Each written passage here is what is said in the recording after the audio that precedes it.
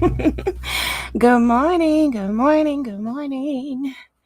Y'all, it is 5:47 a.m. Okay? And we are up writing. Why? Because we are dedicated, okay? Because writers write. Do you hear me? So good morning, get up, get your stuff ready. We are doing a writing session with your girl, Delores, the pastor's daughter. I'm here, child. I am here. It's early. I don't even think like I this is like these are almost my first words of the day. I said good morning to my husband. I said have a great day. But other than that, these are my first words of the day. Okay. Y'all get my first words. Well, my second words. Okay. So good morning. Good morning. Good morning. I have two screens open. Okay, y'all. So I've changed the orientation of my stream because I'm also streaming on TikTok. And so I wanted my TikTokers to be able to see what we're working on and to be able to work with us. So, hey, TikTok, good morning. I'm also on Twitch. I'm on YouTube. I've got 3 channels on YouTube. Go visit. Main channel is Delores, the pastor's daughter. So go over there, make sure you subscribe, like, share the video. Share this video with people who are trying to write a book, okay? Because in today's live stream, we are going to be listening to the Hay House Book Writers Boot Camp, okay? So if you tuned in for the last 2 live streams, we watched, we listened to day 2 and day 3. Okay. So I owe y'all day 1 and day 4. Okay. So today we're going to listen to day 1, while we work. And this will be really good information for people who are trying to write a book, who are debating getting traditionally published, or if they want to self-publish their book. These are all questions that people ask me. So, child, if this is what you want to know, you better tune in to this live stream. And don't come asking me no more questions, okay? Because these are the professionals, okay? These are the professionals who do this stuff, okay? Like I just know my stuff, okay? Like I know my writing process, my editing process, and I listen to the things that they say, but I do kind of deviate a little bit because, I'm doing my own thing and I'm just a one-woman show here. So, I tweak it to match what I need. But for you, you may need all of this information, and so this will be the live stream that you need to tune into. Also, go back, watch the last 2 live streams. You'll get day 2 and day 3. And then on my next live stream, I'll do day 4 for y'all. Okay. So, y'all, these are the professionals. Do you hear me? These are the professionals. These are the ones that give people book deals and all of that stuff. So, if this is something that you are interested in, child, you better get on in here and listen to this boot camp. Now, this boot camp, y'all, is longer than the other days. This one is like 2 hours and 47 minutes. And so that's longer than the other 2. Oh, you know why? Because this is an added it's like an added hour. Like I told you guys, I paid for the VIP. I don't know if I'm gonna let y'all hear that part because I don't know. I'm just gonna I don't know. I'm gonna see, because I don't usually just give away stuff that I pay for. You know what I'm saying? Because see, sometimes people just don't appreciate. You know what I'm saying? Like people just don't appreciate. But I'm gonna see. Okay, I'm gonna see. I'm gonna see. I don't know. I kind of feel like I shouldn't, because I don't know. This is like a higher level. But then I low key think I should because the people need to know. I don't know. We're gonna see how it goes. So, okay, so today, okay, let me see. Let me put in the chat. First of all, let me start some music, honey. We need some good old mood music. I like to listen to lo-fi music. It's good for just mental work, nothing that's gonna distract you too much or anything like that. Just kind of gets you in that, get your brain juices going and all that, some good old white noise in the background. But we're also going to listen to this. I'm not going to stream this part. I just want y'all to listen in, okay? So you don't really have to stop what you're doing and pay too much attention to it. Just listen. Let it get in your spirit, okay? So, per usual, y'all let me know, what are you creating? So we can hold each other accountable. We can hype each other up, okay? Hype me up. I hype me up. That type of thing, okay? I want to hype y'all up, let you know that, I got your back, and I'm here with you, encouraging you, sending you some great creative energy, and so it's all good. And then I'm going to let you know that we are listening. Are my fingers going to cooperate today? We shall see. Okay, we are listening to, and this is Hay House, y'all. Look up Hay House. It's a very reputable publishing company. They have a lot of well-known authors, that they publish. So this is not like some bootleg publisher or anything like that. This is the real deal, okay? So you're gonna want to listen to this if you are thinking about writing a book. And like I said, don't come over here trying to, what I'm saying, interrupt my flow, talking about, Delores, tell me how to write a book. Tell me about your process. No, I'm telling you now. I'm giving you all this good info from the professionals, okay? I am not a professional. Okay, listen, I can't give you all the information on the writing process, the publishing process, and all that stuff. I'll just tell you what I did. And I can't tell you that what I did was right, but the professionals can tell you exactly. They'll give you great information on how to write a book proposal and all of that stuff, okay? So this is what you want to tune into, okay? Child, because some of y'all be trying to waste my time. You know what I mean? Y'all don't be really serious about it. Child, but I ain't gonna talk about y'all this morning. I'm just not gonna let y'all waste my time, okay? I'm gonna refer you to this video, okay? This is day 1. As you can see, I put it in the chat so that you know it's day 1. Go back and watch day 2, day 3, and then the next stream I will do day 4, okay? So let's get started. I'm going to mute, and we're gonna listen to this day 1. And day 1 is about, let me see what the topic is for day 1 so I can tell y'all that. Okay, this is starting your writing journey. That's the topic of day 1, okay? So yeah, let's go. Hi everyone.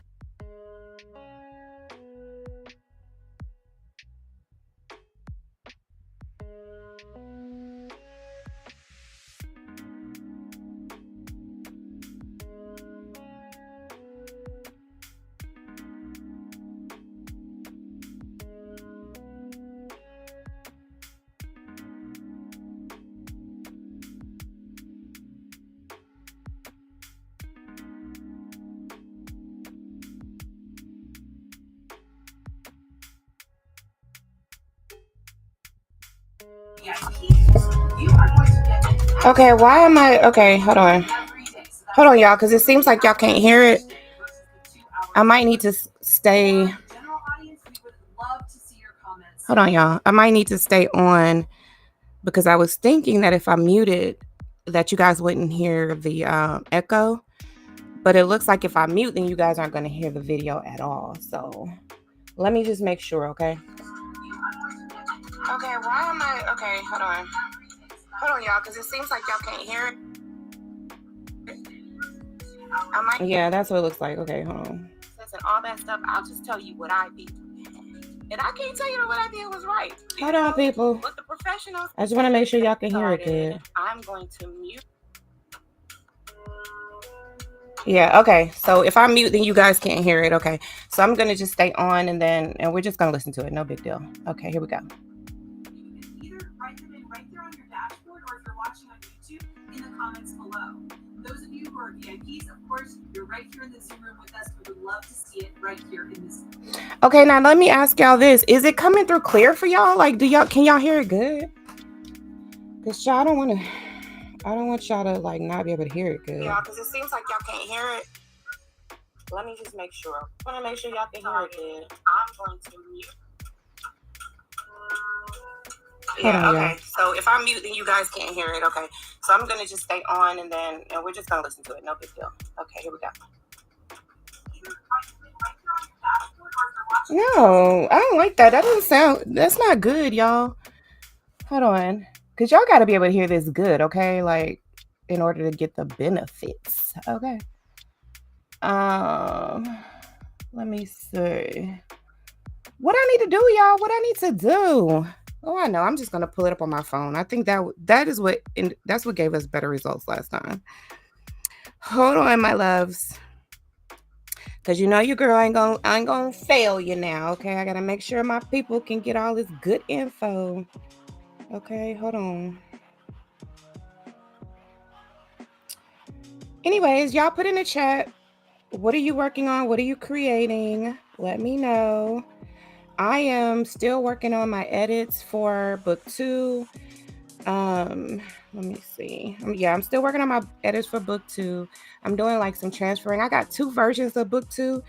So I'm just going to be like checking both versions that I have and see like which ones I like the best, you know? So, and then start mixing and matching those. Okay, hold on, y'all. Why is this giving me a problem? Hold on, my loves. Y'all let me know what you're working on. Like and share the video. And we will get started. Hi, everyone. Okay, here we go. I am so happy to be here with Reed to welcome you to our Hay House Book Writers Bootcamp. Some of you are going to be streaming just straight from your dashboard. Some of you are watching on YouTube. Others of you are a VIP right here in the Zoom room with us. So we just want to give you a little bit of overview before we dive in. Really about how the boot camp's going to work. So we've got 4 days ahead with 2 hours each day of a pre-recorded training that's going to come to everyone. So that's our general audience, our YouTube viewers, you're watching on your dashboard, etc. Those of you who are VIPs, you are going to get an extra hour of recorded training every day. So that's 3 hours each day versus the 2 hours for the rest of you. For the general audience, we would love to see your comments. So you can either write them in right there on your dashboard, or if you're watching on YouTube, in the comments below. And those of you who are VIPs, of course, you're right here in the Zoom room with us. We would love to see it right here in the Zoom chat. For all of you who aren't VIPs yet, today's the day you can sign up. Today's the only day. After today, we won't allow any more VIPs because we want you to get going on the VIP experience on day 1. So today's the day that you can sign up. And what you get for being a VIP is, number 1, you get to be in the Zoom room, you get to chat, you get to do that sort of thing. We have a Facebook group just for VIPs. And you get to submit your book proposal to Hay House, which is, of course, the best thing about being a VIP, because this is really the way that we're letting beginning, first-time, starting authors publish books with Hay House. Like, if that's what your goal is, to get a book published with Hay House, VIP is your alternative, the thing that you want to do, because it gives you that chance to submit your book proposal, which is going to be on January 15th, 2026. So you'll get time. We're going to teach you about the book proposal. We're going to give you a whole packet of things of how to do it, and as examples of book proposals of what you're going to turn in. And then on March 16th, we're going to pick a winner, and you're going to be a Hay House author. So that's why we're creating the VIP. And again, it lets you rewatch the boot camp for 30 days, where the rest of you only get to watch it for 24 hours. The replay is only available for 24 hours. And you get the extra Facebook group in addition to the chance to be a Hay House author by submitting your book proposal. So if that sounds good to you, today's the day to sign up for VIP. And for all of you, enjoy the boot camp. We're excited to have you here. We're going to get started here. We wanted to give you a minute or two for everyone to get in.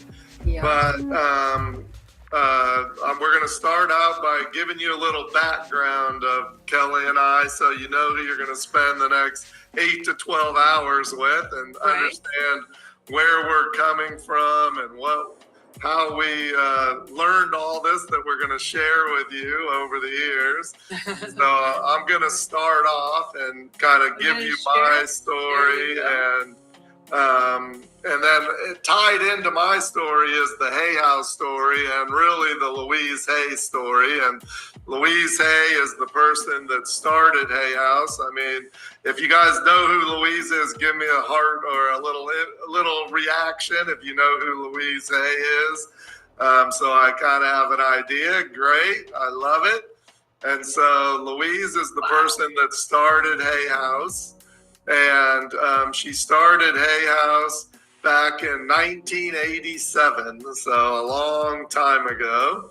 And we're coming up on our 40th anniversary of Hay House, which is amazing. I have like on my notes that I have for like this webinar, I always look at them before I start, and one of the notes that I had was our 25th year anniversary in 2012. So that's how long I've been doing this webinar for, at least since then.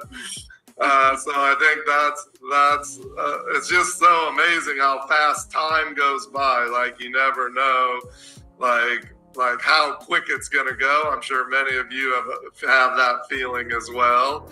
But I started working here at Hay House in 1988, so a year after Hay House started. And the amazing thing about Louise is she had written a book, it's called Metaphysical Causations in 1976, and I'm going to tell you a little bit about that in a few minutes. And then she wrote her next book called You Can Heal Your Life in 1984.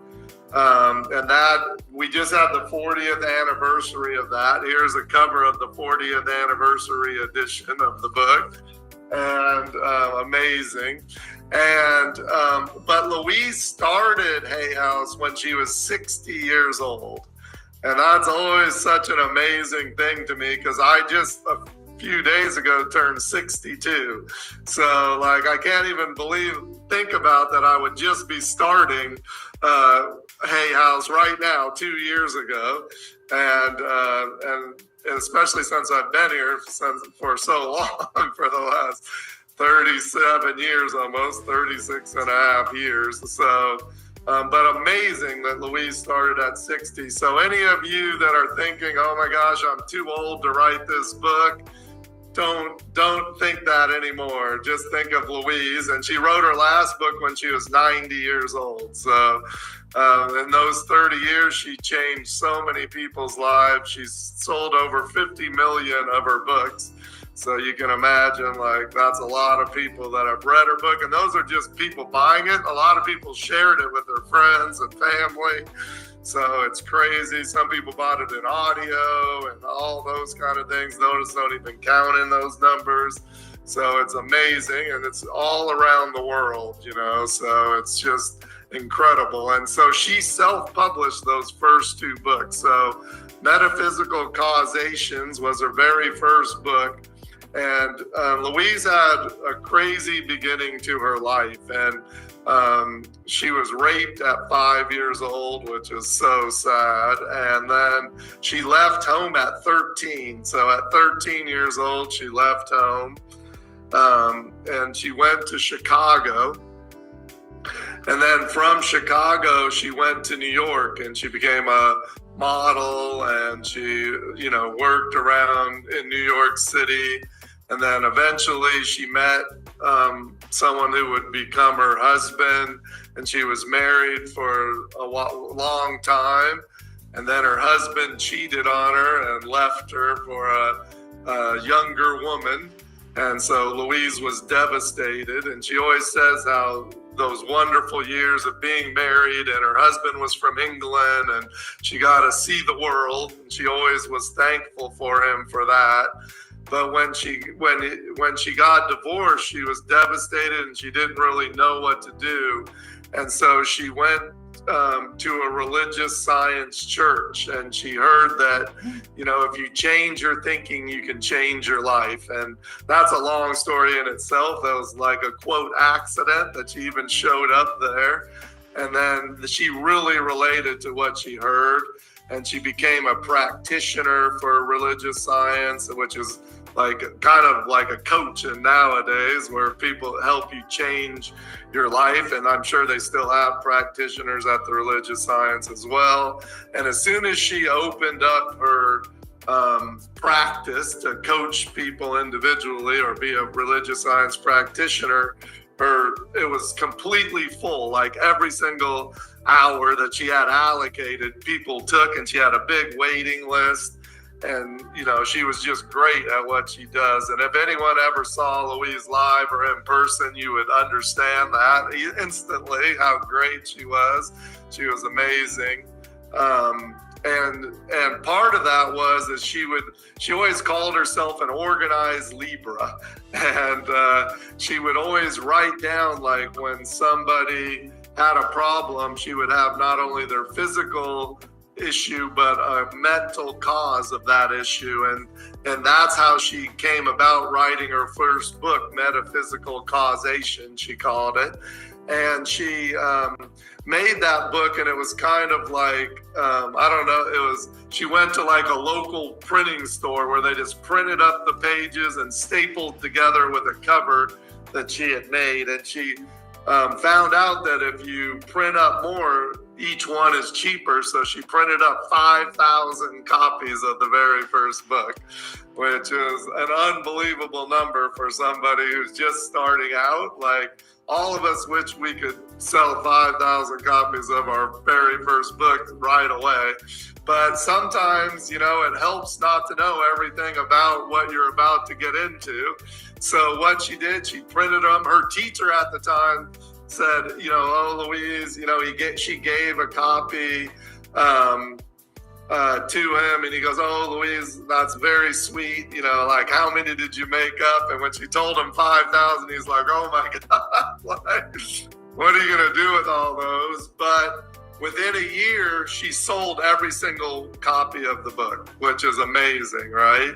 And she really, how she did it was she took a copy of the book, she sent a couple copies in an order form around to all the religious science and metaphysical bookstores of religious science and unity churches. And they would, like, she just said, look, here's some samples, put them out, and if you sell them, order more. And she sent an order form, which is amazing in itself. And eventually she sold all 5,000. And Louise would go into her local bookstore, which obviously sold a lot of copies of it because everyone knew her there, and everyone wanted to be coached and counseled by her.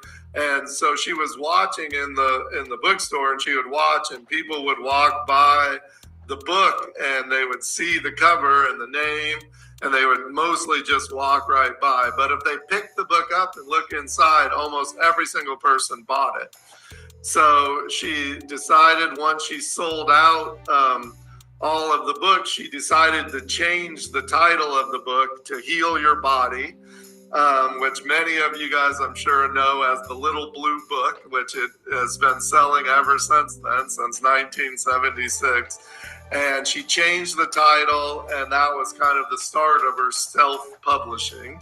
And then she wrote her next book, which was based on doing a weekend workshop that she did for people who wanted to come, because I told you her practice was all the way full. So she wanted to help more people. So she started doing weekend workshops. And like she always said, she did them all herself at the beginning. She didn't know she could get any help. And as she recorded that workshop, as she did the workshop, she recorded it. She audio recorded the workshop, and then she had it transcribed, And then she used that as a beginning point to write her book, You Can Heal Your Life. And she always says that You Can Heal Your Life was like having a session with Louise, like what you would go through if you got to spend time with her. And she would go through, how to make a difference in your life, how your thoughts create your life. And she just shared what she learned herself, how she was able to make so many changes herself with so many other people.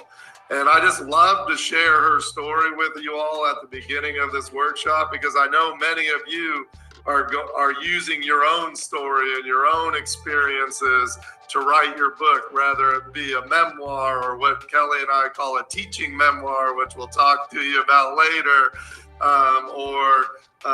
if you're, no matter what you're writing, even if you're writing a fiction book, which I know some of you are doing, and Hay House is starting to get into that area as well, and to entertain people, you're still using your own life experiences to put that into action. And I love, being able to share that, to show you the success and how it started. And Louise didn't know anything what she is doing. Believe me, she would have paid any amount of money to take this boot camp with Kelly and I to learn all of this instead of learning it the hard way as she went along.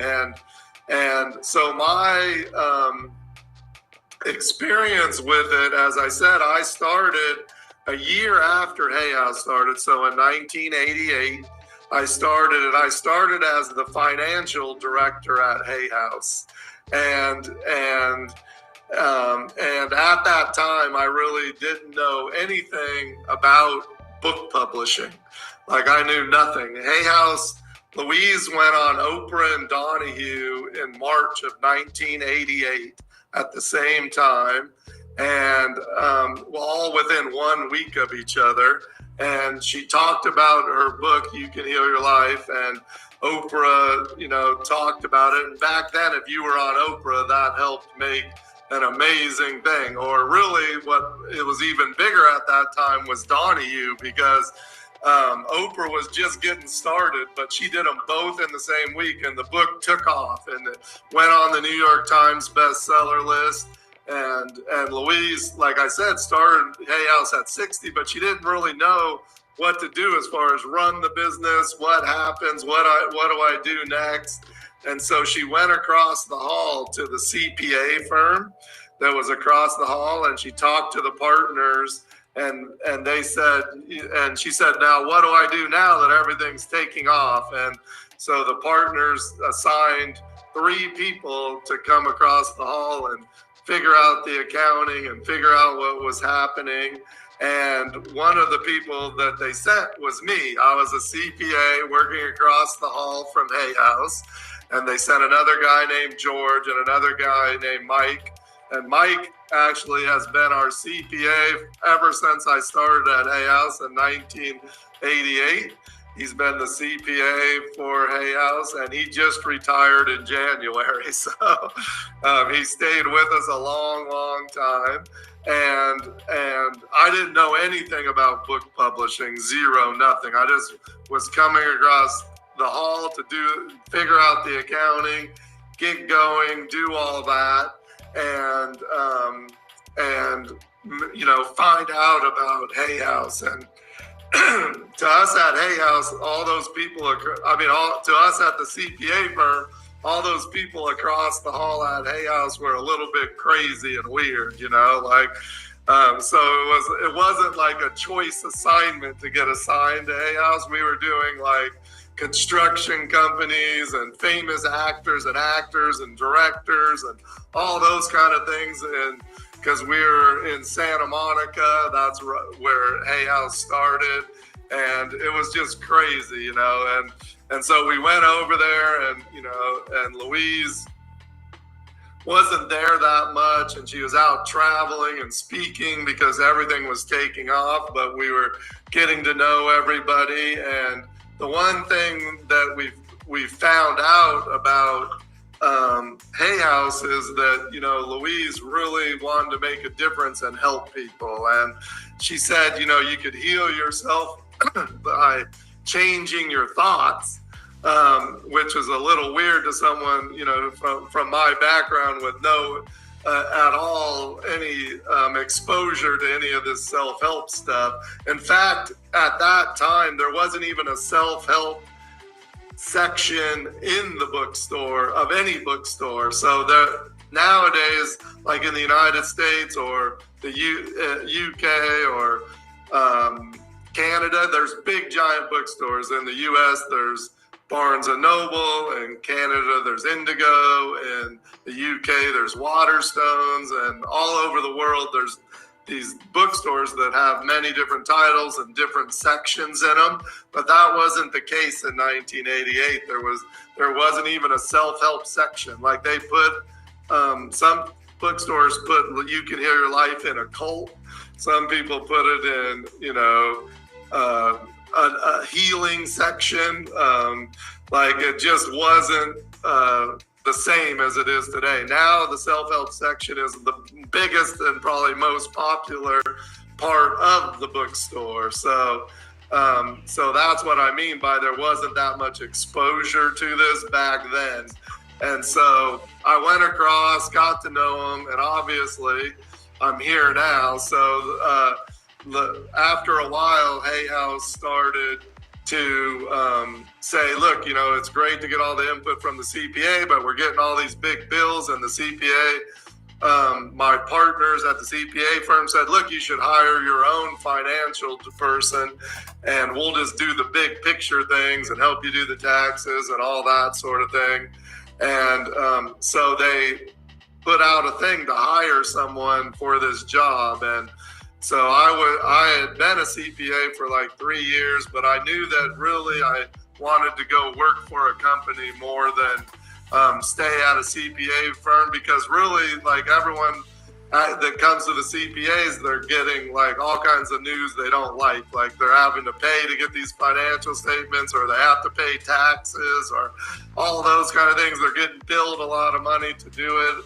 And I really wanted to, you know, help a company grow and do these things. And so when they put it up, I applied for the job, and Louise had someone helping her run the company, and I talked to that person. And when I told my partners, you know, that I was thinking of going to work for Hay House, they said, you know, why are you doing that? Why don't you go to work for a different company? Are you sure you don't want to stay here? They're a brand new company. And I said, you know, and I was just like, I don't know. I just have something about it. I know Louise, you know, she says these things like your thoughts create your life, and you can heal your life by what you think and all that sort of thing, and change your life. But she just really believes it. Like, she really wants to help people, and she can really make a difference by doing this. And I think I can help them, and I'm just going to give it a try, you know? And so, and at that time I was 25 years old, you know? So it's like, just give it a shot, do it. So I come there, and my very first day, I'm in my office that I have, and Louise comes in, and she goes, oh, hi, I'm Louise. Who are you? And I said, oh, I'm Reed Tracy, the new financial director. And she looks at me, and she goes, oh, I thought we hired the other guy. So that was my big beginning at Hay House. I was off to a great start, but as you can see, I'm here today. At the time when I started at Hay House, we had 3 books and 5 tapes, and now we have thousands and thousands of books that we publish and thousands of audio tapes that we do. At the beginning, after a couple years, Louise put me in charge of the company. That's a whole nother story. And for the first 15 or so years, or maybe even a little more than that, I was involved in like acquiring all the authors and getting the authors to come and publish at Hay House. I wasn't an editor. I would get them to come and then hand them over to an editor. And that's why I have Kelly on this webinar with us, because she's a editor, and she's going to tell you all about that sort of thing. And she'll tell you about herself soon. But I would acquire all the books, and I helped get Wayne Dyer, who was a great friend of mine, and all the different best-selling books. We had Sylvia Brown and Dr. Joe Dispenza and all these different people, tons of them, and it kept going for years and years and years. But so I know a lot about helping authors succeed. For the first 10 years at Hay House, we only had one best-selling book. We had You Can Heal Your Life. And then in 1999, we got our second best-selling book, which was Sylvia Brown's, called Adventures of a Psychic, which had already been published by another publisher, but we changed the title and republished the book. And it was on the New York Times bestseller list for 52 straight weeks. And then ever since 1999, we've had 3 to 8 New York Times best-selling books every single year since then. So I've had a lot of experience working with these authors from the very beginning, when no one knew who Hay House was, and I had to convince them just to publish their book, to now where lots of people know who we are, and we just are very picky on the authors that we take. But the good news for all of you VIPs is you're going to get a chance to submit your book proposal to Hay House to get a publishing deal, possibly. So it's an amazing opportunity, because now Hay House is owned by Penguin Random House, which is the biggest publisher in the world. And so you get your book published by the biggest publisher in the world just by being a VIP in this workshop, which you're going to spend 12 hours learning all about how to succeed as an author, and you get that extra opportunity. So it's amazing. We can't wait to spend these next 8 hours with you if you're general admission, 12 hours if you're VIP, and hopefully help make your dreams of being an author come true. Amazing. All right, Kelly. All right, I'll jump right in here. I'm done talking. If you're done talking for the moment, we got a lot more talking to do, but That's I will true. take I over. guess I have a little bit more, but talking about me, I'm better at teaching you guys all about writing your book. I don't know. You get some pretty good props there in the chat about your storytelling skills, so I happen to agree. All right. Well, my friends, I'm so happy to be here with you. I will say that I love Reed's story of starting off as a CPA and sort of jumping into publishing without realizing that's what he was doing. I also did not know I wanted to be in publishing when I first started thinking about what I wanted to do with my life. You know, like a lot of you, I loved to read my whole life and I loved to write. But of course, I didn't think you could make that into your career. I mean, I don't know if any of you feel that way too, but I definitely went into college thinking I was going to be a lawyer. And that is what people will tell you to be if you know how to write and you like to talk a lot, which you will discover very soon. I do. I ended up taking a lot of literature classes as my sort of fun classes. And I also worked weekends at a bookstore, which I absolutely love. But toward the end of my senior year, I started to panic because I had taken the LSATs, which is the test here in the US that you would take if you wanted to go to law school. But I was just dragging my feet on applying. I could not figure out why. I thought that's what I wanted to do. So I decided ultimately to take a year off and apply the next year. So of course, by coincidence or by synchronicity, I made an appointment to talk to my favorite journalism professor to ask him what I should do with my life, frankly. And he said, you know what, you're a great writer. You should write books. Now, of course, I was like, yes, let me do that. How do I do that? How do I figure out how to write the books and what to write the books about? And he said, you know what, go get a job for a couple years. You'll learn some things and then you'll know what to write the book about. So that started me cooking. Didn't know what kind of job I was going to go get, but I was like, I'll do that. I think it was actually like a week or two later, my sister set me up on a blind date. Thanks, my sis. And it was with a guy who had come to our town where we were in college from New York City, a friend of a friend. And he told me that he worked as an editorial assistant at Bantam Doubleday Dell. And there were no sparks romantically, but that was my light bulb moment for sure. That was when I knew that, oh, right, all these boxes of books that I've been unpacking at this bookstore for months and months were made by people somewhere, and that I could potentially be part of that. So I knew in that moment that in the year off that I was taking before I went to law school, never happened, I was going to go to New York and I was going to try my hand at being in publishing. So that is exactly what I did. And I ended up getting my first job at Avon Books. So some of you may know Avon. They're mostly fiction publisher. I absolutely loved being there. From day one, I was talking to authors. I was looking at book proposals and manuscripts and deciding whether my bosses should take the time to read them. Just so you know, when you submit to a publisher, it is the assistant who's looking at them first, who may or may not have just gotten out of college.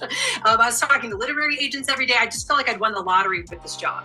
Well, something happened, which is part of the story of publishing today, which Reed and I are going to be talking to you a lot about what it means to be published today.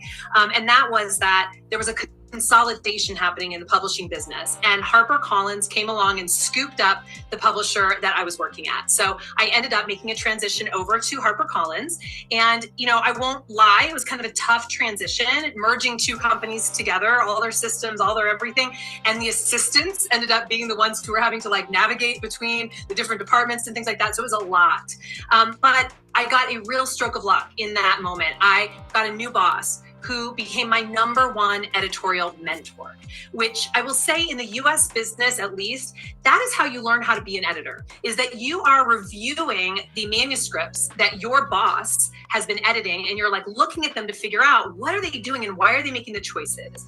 And she would guide me, and ultimately she let me edit side by side with her. So we would both edit the manuscript at the same time, and she would incorporate the edits of mine that she liked. So it was really a process of apprenticeship, really. And I'm so grateful for the mentorship that I had, because that editor was a very involved editor. Some editors are very hands-off, others are very involved. I am an involved editor now. I love that about my training and what I learned there. So I'm really grateful for how that all worked out. But I will say, publishers are notorious for not wanting to promote the assistants at the publisher to higher positions. So if you want to get promoted more quickly, and by which I mean to say, if you want to be able to afford your own apartment, you have to move around. So I actually found a job as an associate editor at Plume, which is a division of Penguin. And I moved over there after about 3 years of working with that mentor I mentioned. That was where I had my first major milestone as an editor, which was that I had a book that hit the New York Times bestseller list. That's the moment where the young editor's name starts being talked about in the industry. Wait, whose book was that? Whose book was that? I've never heard of that person. It got me promoted to being an editor, and it also got me a new job. So I got sort of poached by Hyperion, which is currently just an imprint that does children's books, but at the time it was doing all sorts of adult books. I actually was doing quite a bit of celebrity memoir because it was part of the ABC Disney company at the time that I was working there. And then I also did a lot of women's books, and this is key, I had started to meditate around that time. And so I started bringing in some meditation books, some spirituality books. I got considered the woo-woo editor on the team. So all of that had happened because of a book, actually. A friend of mine had recommended that I read The Power of Now by Eckhart Tolle, which I'm sure a lot of you are familiar with. I personally know so many people for whom that book changed their lives entirely, and I was one of them. And I can say that it really does show the power of books. And just to reinforce why you all are here, you want to write a book that you wouldn't be here if you didn't, and books really do change lives. It completely changed the trajectory of mine in a way that I'm so grateful for. So I started sitting in meditation at a center in New York City, and it was through that center that I eventually got put up for another job. This time, I skipped Hyperion, there we go. I actually had to leave New York, or I got to leave New York. For me, it was a got to, not a had to. I was happy to leave. I was put up for the job of editorial director at Sounds True, which is a spirituality self-help publisher here in Boulder, Colorado, where I still live. And I took that leap, and I'm really grateful that I did, not just because I love Colorado, but also because I love working on what Reed and I call transformational nonfiction. So that could be self-help, personal growth, inspirational memoir. It's really books, spirituality. It's books that are meant to change people's lives for the better. And I got thrown headfirst into that world working at Sounds True, and it was wonderful. One other thing that happened while I was there is that I met Reed Tracy. The world of transformational publishers is very small, and we got seated across from each other at a dinner at Book Expo America, and that was a major life-changing point for me as well. Pretty soon after that, I actually ended up leaving Sounds True. I'd set up their book division. I was really happy with what I'd done there, but I really wanted to get back to editing. And so I decided to go freelance. And a friend who Reed had actually introduced me to, Nancy Levin, who you will be meeting on Friday. At the time, she was the events director at Hay House. And she said, hey, I'm doing this event down in Denver. Reed is coming to town. Wayne Dyer is coming to town. You should come and, bring some business cards and you'll probably get some freelance editing work. So I did. She seated me in the front row. And at some point, somebody came up to the mic and asked about, what it costs to get an editor. And Reed just looks at me and says, you want to come to the mic? So impromptu, jumped up to the mic, and I will tell you, that was the day that I started my company, KN Literary Arts, because I got more work out of that one day than I could possibly handle myself. And so I started hiring my friends, honestly, who were out of work editors to help me. It will be 12 years this upcoming May that my company has been in existence. We've grown by leaps and bounds. I am so proud of the thousands of authors that we've helped to get, from where they were to having a book in their hand. And Reed and I also started to collaborate soon after that, more and more. We were sort of co-teaching some writing workshops like this one, and we created 2 online writing memberships, etc. So with that, I also had the great good fortune of being able to freelance edit some amazing books for Hay House. So these are some of my favorites that I've worked on. 3 out of 4 of these hit the New York Times list. So I'm proud of that. And a few years back, I got to deliver on that original suggestion by my journalism professor, which was to write my own book. So I got to write my first book with my name on the cover, The Book You Were Born to Write, of course, with a nice, lovely foreword by Reed Tracy. And so I'm just very excited to be here and be able to share with you the journey that I went on, which is actually, in a way, it's like I went into the belly of the beast, right, to figure out how books get published. But now I'm coming back out and I can tell you, hey, I figured it out, guys. I'm just like you. I figured it out. Reed and I are going to help you get there. Yep, let's do it. Let's do it. Let's jump in. Okay. So I've got my little PowerPoint over here. So you're going to see me turning, and that is what I am doing over here. I am sharing ye old PowerPoint. So the first and most important things we can teach you, really, honestly, it's this, what we are going to teach you in this next hour is going to transform your potential as an author, truly, because these are the things that Reed and I have collected over the years that we kind of thought people got, just like sort of implicitly, but they don't. So if you don't know what we're about to teach you, that is very normal. But now you are going to be ahead of 99% of people who want to write a book, because you're going to know these secrets that, whether they shouldn't necessarily be secrets, they just turn out that they seem to be. So I'm going to go over them really quickly, then we're going to deep dive into each one of them. So the first one is to know what genre you're writing in, which may sound very normal and easy, but it's not. The second is to choose a niche, which we're going to explain even what we mean by that. Then we're going to talk about your ideal reader and choosing that person. And finally, we're going to tell you how to nail your hook, and what a hook is and why it's important. So with that in mind, we are going to dive in. And if you are in VIP, one of the cool things you're getting for the first time ever, PowerPoint, as part of your special gifts for joining VIP. So that's new for us, and I'm excited that you all are getting it. Some of you who've been here before can see that it's much more nicely branded now because we're giving it to you. So we spent some time making it look really pretty, which I'm very happy about. And thanks to everybody in the background who helped with that. So first thing, knowing your genre. So really the question is, what is a genre? So the genre of your book is essentially where the book is going to be sitting in the bookstore, what kind of book it is. And that's really an important thing to know, because most people read books because they read that genre. So for example, Reed and I love to talk about how we both love memoir. We read memoir. We are read in the genre of memoir. But like my sister, for example, will never pick up a memoir. She doesn't like memoir. She likes fiction. So you can see how that starts to make a difference about how you're going to think about your audience for your book, because if they don't read the kind of book that you're writing, you're probably not going to reach them, right? So the first big genre question you have to ask yourself, and it's actually more complicated than it sounds, is are you writing fiction or are you writing nonfiction? So fiction obviously is something that you are making up. You're making up a world, you're making up characters, you're making up a story. This is a creation that's coming from within you and you are putting it on the page. Nonfiction is either your own true story, someone else's true story, say if you're writing a biography, for example, or something that you have learned that you believe to be true. So some sort of methodology for how to overcome an illness, or parenting guidebook, or how to weave baskets or paint watercolors, or whatever it is that you do. That all falls into nonfiction. There are some gray areas that we hear about a lot. So I'm just going to bring them up right now. Number one is poetry fiction or nonfiction? And I will say poetry is art. So sometimes it's kind of fiction and sometimes it's kind of nonfiction. So in the publishing industry, it's kind of a bridge. You don't really have to decide whether it's fiction or nonfiction. You just let people know it's poetry. Okay, because poetry tends to be based a lot of times on a true story, but we are elaborating on it, we're creating it, we're making, new images and metaphors and things like that. So there is a fictional aspect to it as well. So that one can kind of sit aside.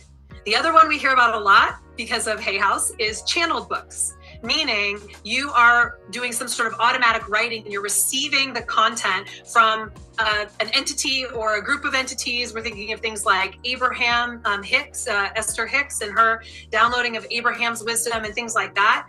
We put that into nonfiction because hopefully you believe it to be true. So whether or not someone else does isn't, different people have different strokes for different folks, but you believe it to be true. So we're going to put it into nonfiction. Okay. So we hear that a lot. And then the last thing I'll say, and we're going to talk a little bit about this in a minute, but card decks tend to go into nonfiction as well, because they're being used by the reader or the recipient of them or the purchaser as some sort of oracle where they're trying to receive some truth or understand themselves better or whatever it might be. So we consider that also to be in the sort of self-help genre, which is nonfiction. Okay, now we probably will have some other questions that'll come up around that. We can address them if and when they do arise, but that should give you your basic overview. So I'm going to move on here and talk about the three genres that Reed and I see most often because of the fact that we're associated with Hay House and Reed works at Hay House, and that this is the kind of books that are classic Hay House books, even though we, as Reed said, Hay House is now acquiring fiction and has acquired poetry recently, but these are the genres that are kind of the bread and butter over there at Hay House.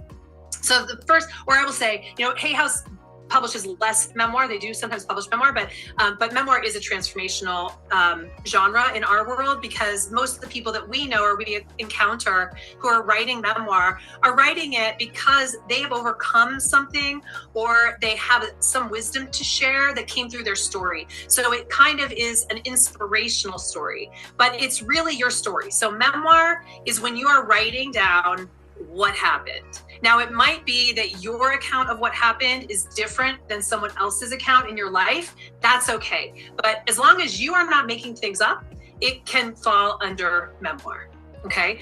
And again, this is what we call narrative memoir or straight memoir, meaning there is no breaking the fourth wall and talking to the reader about their own life. You're just recounting your story. And Reed and I like to say that for memoir to work, it needs to be as good as fiction, meaning it has to read like a novel and it has to be true.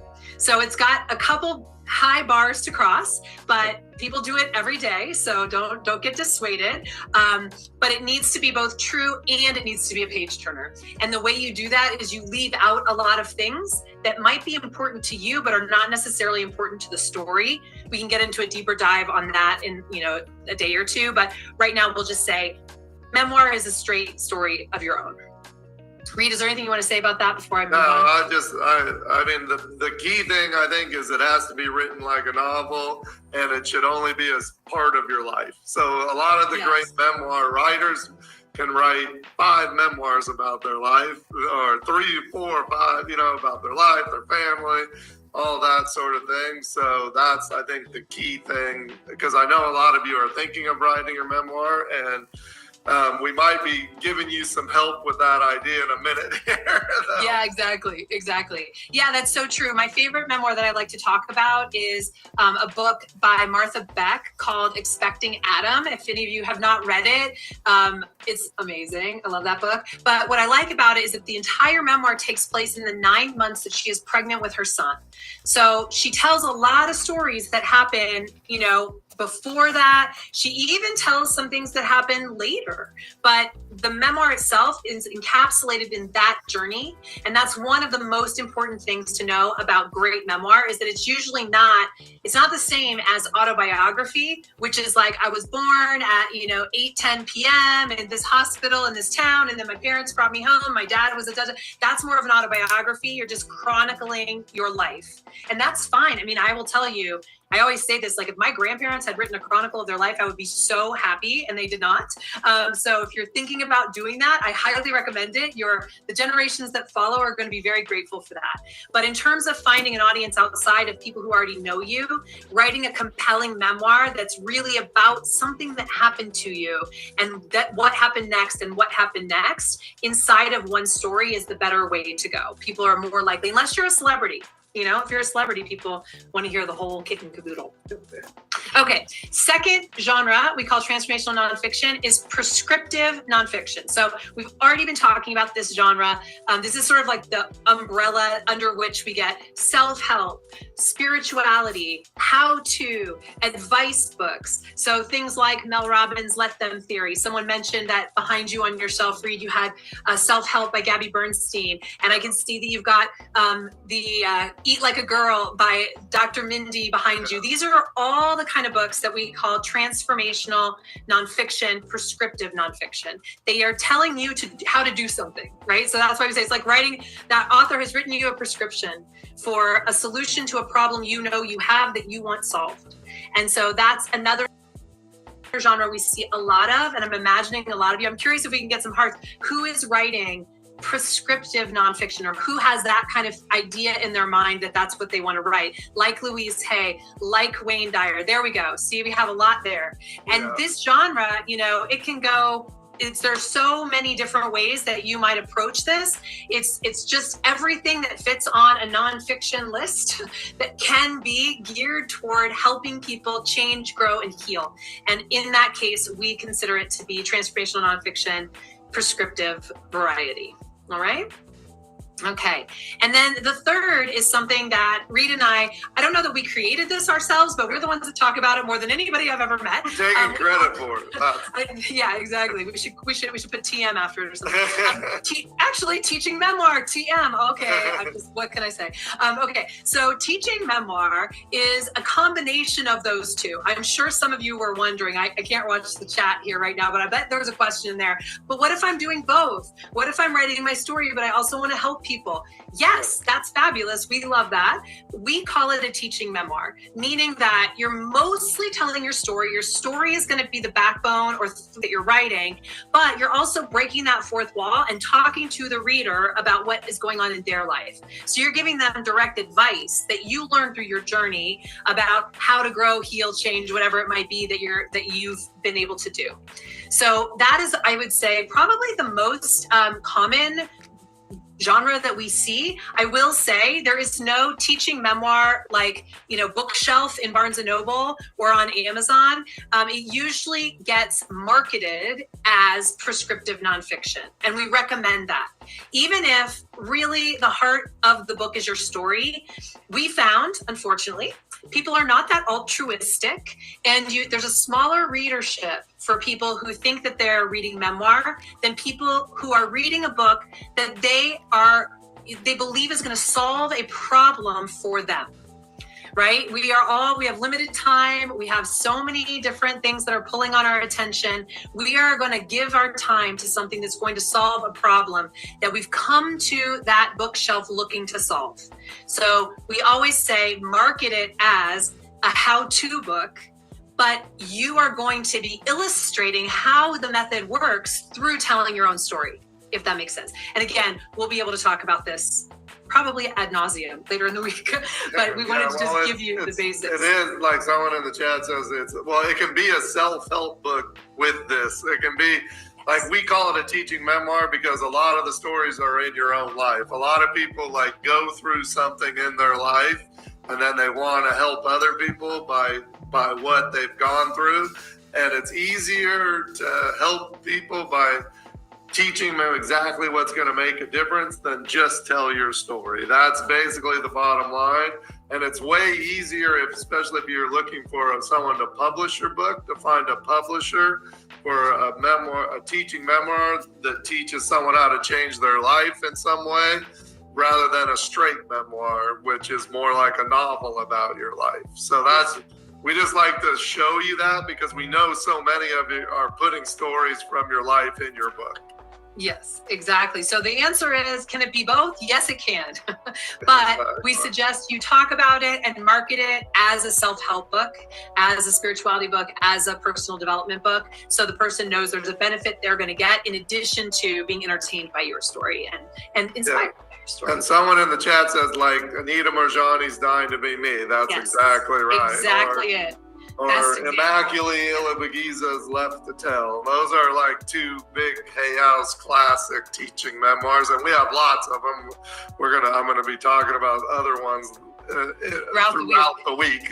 So don't worry. Yeah, definitely. And even we're going to be visited by Nancy Levin later this week, and her first book, Jump and Your Life Will Appear, is a classic teaching memoir where she uses her story, but she created a 10-step process for, making a major change in your life through her own story. So there's lots of different examples that you're going to get this week. But for now, we're going to just transition over to some fiction genres, because we know that some of you are writing fiction. Maybe we can get a little let's see the hearts from the fiction. We want to see the hearts. Who is writing a novel? We always like to see. Children's book. Yeah, there we go. Yay! Woohoo! Excited to see that. Amazing. Yes, great. So we're happy you're here. It's a very exciting time for Hay House, and that Hay House is starting to really put some attention on acquiring fiction. So that's great. I have always edited fiction my whole career. I love fiction. So it's been nice to be brushing up on that myself as well after my full detour into transformational nonfiction for years.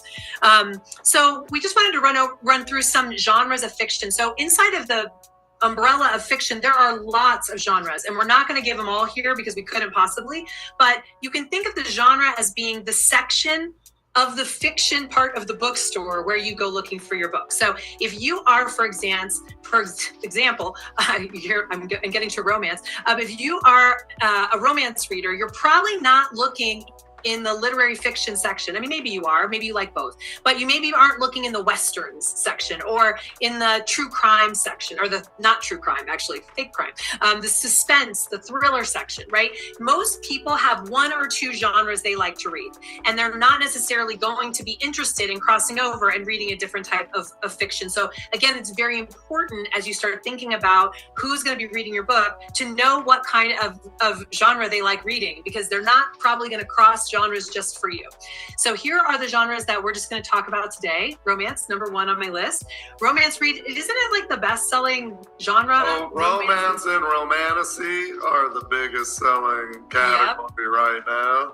They're like off the charts. Like, it's so amazing. Like, it's like, they say, some people are saying it's starting to slow down, but I don't know about that. It's like, if you look at the bestseller list for fiction, it's all that, and it's all selling huge amounts, like unbelievable amounts. Like, there's one imprint that only does romantasy that sells more books than all of Hay House. Oh my God. So that's crazy. The numbers are off the charts for romantasy.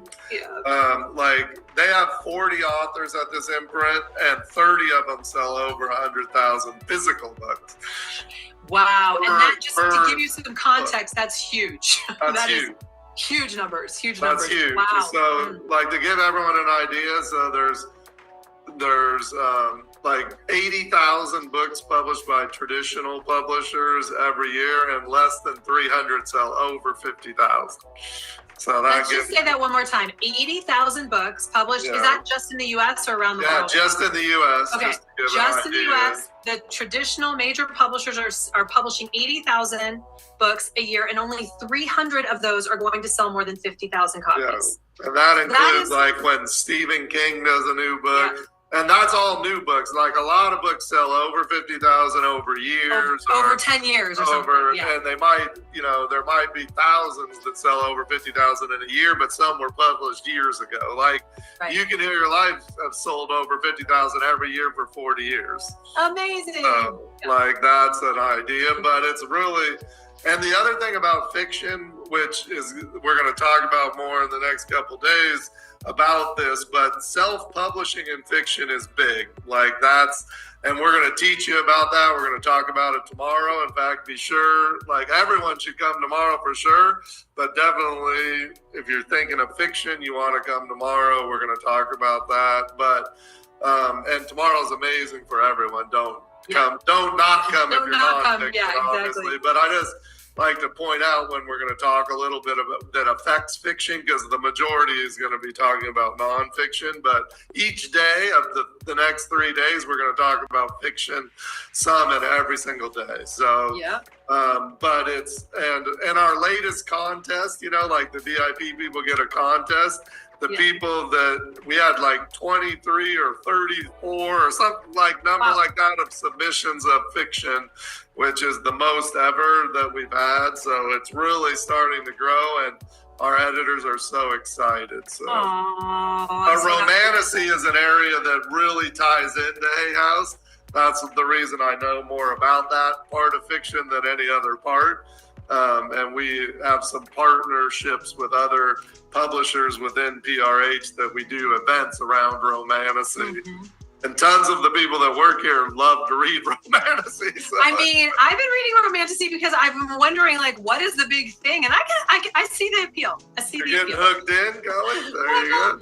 I probably am always going to be, I'm just going to pop up the rest of these different genres here. I'm always going to be number 6. I'm a literary fiction reader through and through, always have been. But I can enjoy a little beach read, and the romantasy beach read's not so bad.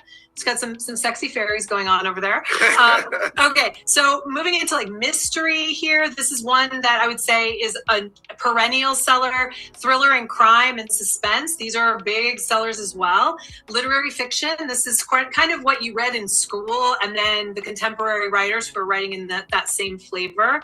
Young adult books, this is a big one. So I would say that romantasy in a way has been built up on the backs of what we call young adult or new adult books. These are a genre that starts in teen years and then goes through early 20s. And I would say that romantasy kind of grew out of that. The Twilight books that came out, the 50 Shades of Grey books that came out that became these enormous category killer bestsellers, and out of that there really sprang a whole new variety of books that was that mix of romance and fantasy. So anyway, young adult is a big genre that a lot of people are writing in. And then of course children's books. So this is everything from, oh my goodness, I'm so sorry. Everything from having the young like picture books that are 0 to age like 3 or 4. And then, as Reed, you always say that is very important is if you want to write a picture book, to know exactly the ages that you want that picture book to be geared toward, because there are very specific rules for each different age group. So I think there's like a 0 to 3, a 4 to 6 or 7. 3 and then, to 8, like 0 to 3, 3 to 8.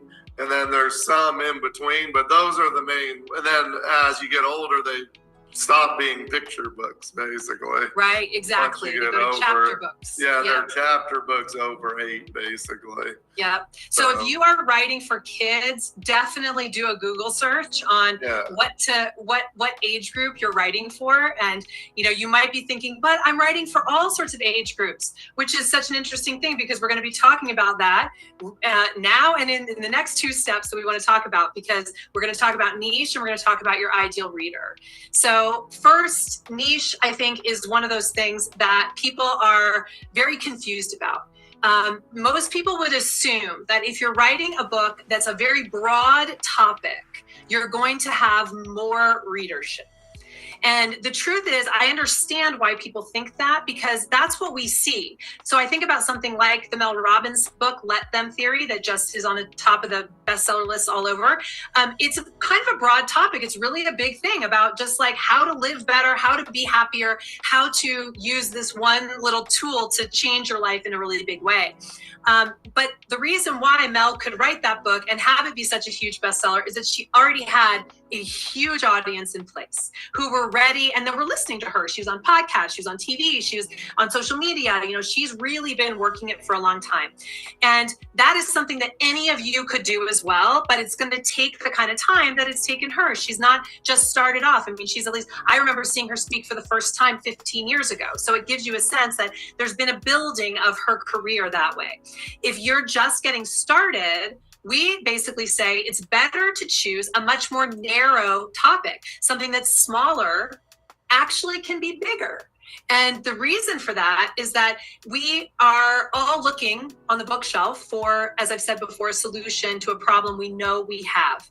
And if you can really nail a problem that's not yet been oversaturated on the bookshelf, it's more likely someone is going to take a chance on your book without knowing who you are, because you've really targeted them so clearly with that topic. So we often say that people will say, but my book's for everyone. And we say, if your book is for everyone, it's for no one. So remember that you need to know what your book is. You need to know exactly who you're tracking. We're going to talk about that in just a second with your ideal reader, but specifically choosing something that's a narrowly tailored topic. Where most of you are, that narrow tailoring is actually going to be a better fit than some large scale concept that you might include. So I have some examples that I just wanted to talk about, which we talk about. Read, you always talk about, I don't remember the name of the author, but the person who did the Guide to Fermentation book. Yeah. Fermented foods. So someone might think, okay, I'm a chef and I like to cook healthy. And they might think, well, I'm going to write a book about how to cook healthy meals. That's a pretty broad topic, right? Are we talking about vegetarians? Or are we talking about omnivores? Well, no, we're just going to keep it open. It's going to be for everybody, right? Well, instead of that, you end up, Reed had this example of somebody who had no audience at all, but published a book, self-published the book about a guide to fermentation practices, like how to make pickles and, sauerkraut and things like that. And had started with that self-published book to really gain a following and to get sales going. And then Hay House came through and scooped it up, which is something that we will talk about a lot this week, that starting off self-publishing is a great way to prove to a publisher that you have a book with legs that actually is going to be selling. And then they will love to come and pick up the rights and then take it and make it a Hay House book or another type of book. But you can see the difference between healthy meals and fermentation or pickling, right? That's a really tiny niche. You might think like that's too small, but actually that opened up an audience because nobody had, well, not nobody, but there hadn't been a lot of books about that before. So it opened up a new audience. Do you want to talk about that, Reed? No, now there's lots of books about it, but at that time it was brand new and the person didn't have a big audience. So that's what we were saying, like, most big publishers need you to have what we call a big platform, and which is basically just your direct connection to your audience. And but there's good information out there that people don't have big platforms from, so you can prove that there's an audience, and then the publishers will want it. And at that time, it was brand new, basically, and she sold thousands of her book. It started showing up in Amazon, and you guys can see, like online, there's zillions of categories. I don't even know how many there are, but there's probably 1,000 different categories. And being the biggest in some of those small categories, you can reach a lot of people. So that's the basic bottom line. And like throughout this whole time, we're going to tell you more stories that will tie into that for sure. So that's right, exactly. And I'll even say my book about how to write a book is about how to write transformational nonfiction, really. I mean, anybody can get a lot out of it, but I geared it very specifically toward people who want to get their wisdom. Thanks all for the hearts, guys. Who want to get their wisdom. who want to get their wisdom to the page. And that was because that's my area of expertise. And those are the people that I've been helping for years and years. And I wanted to write to them. And so you can do that. You can choose that niche, and we encourage you to do so. And we're going to talk to you a little bit more about that when we get to the section on the hook. But first, we want to talk about identifying your reader. So this is one of the things that I think was actually the most surprising to me when I started going to the Hay House Writers Workshops and starting to be on stage and answering questions with Reed, was just that how rare it was that people had taken the time to think about who is going to read my book. Because it goes back to that idea of like, well, my book's for everyone, so everybody's going to read it, so I don't have to worry about it, right? But within the publishing business, we know that is not the case. So it's actually the most important thing you can think about. Who is it that is going to already know they want your book? They're coming to the bookshelf, they're going to Amazon, they're following people, creators who are talking about this topic because they've got a problem that your transformational nonfiction book can solve, or they love reading the genre of fiction that you're writing. That's what they read. They're always looking for a new book in that area. If you don't know who that person is, you're going to have a much harder time targeting them with your cover design, with your title and subtitle, with the copy on the back of the book, with your marketing campaign that you're going to be putting out there to let people know about it. So choosing your ideal reader is going to be one of the most important first steps.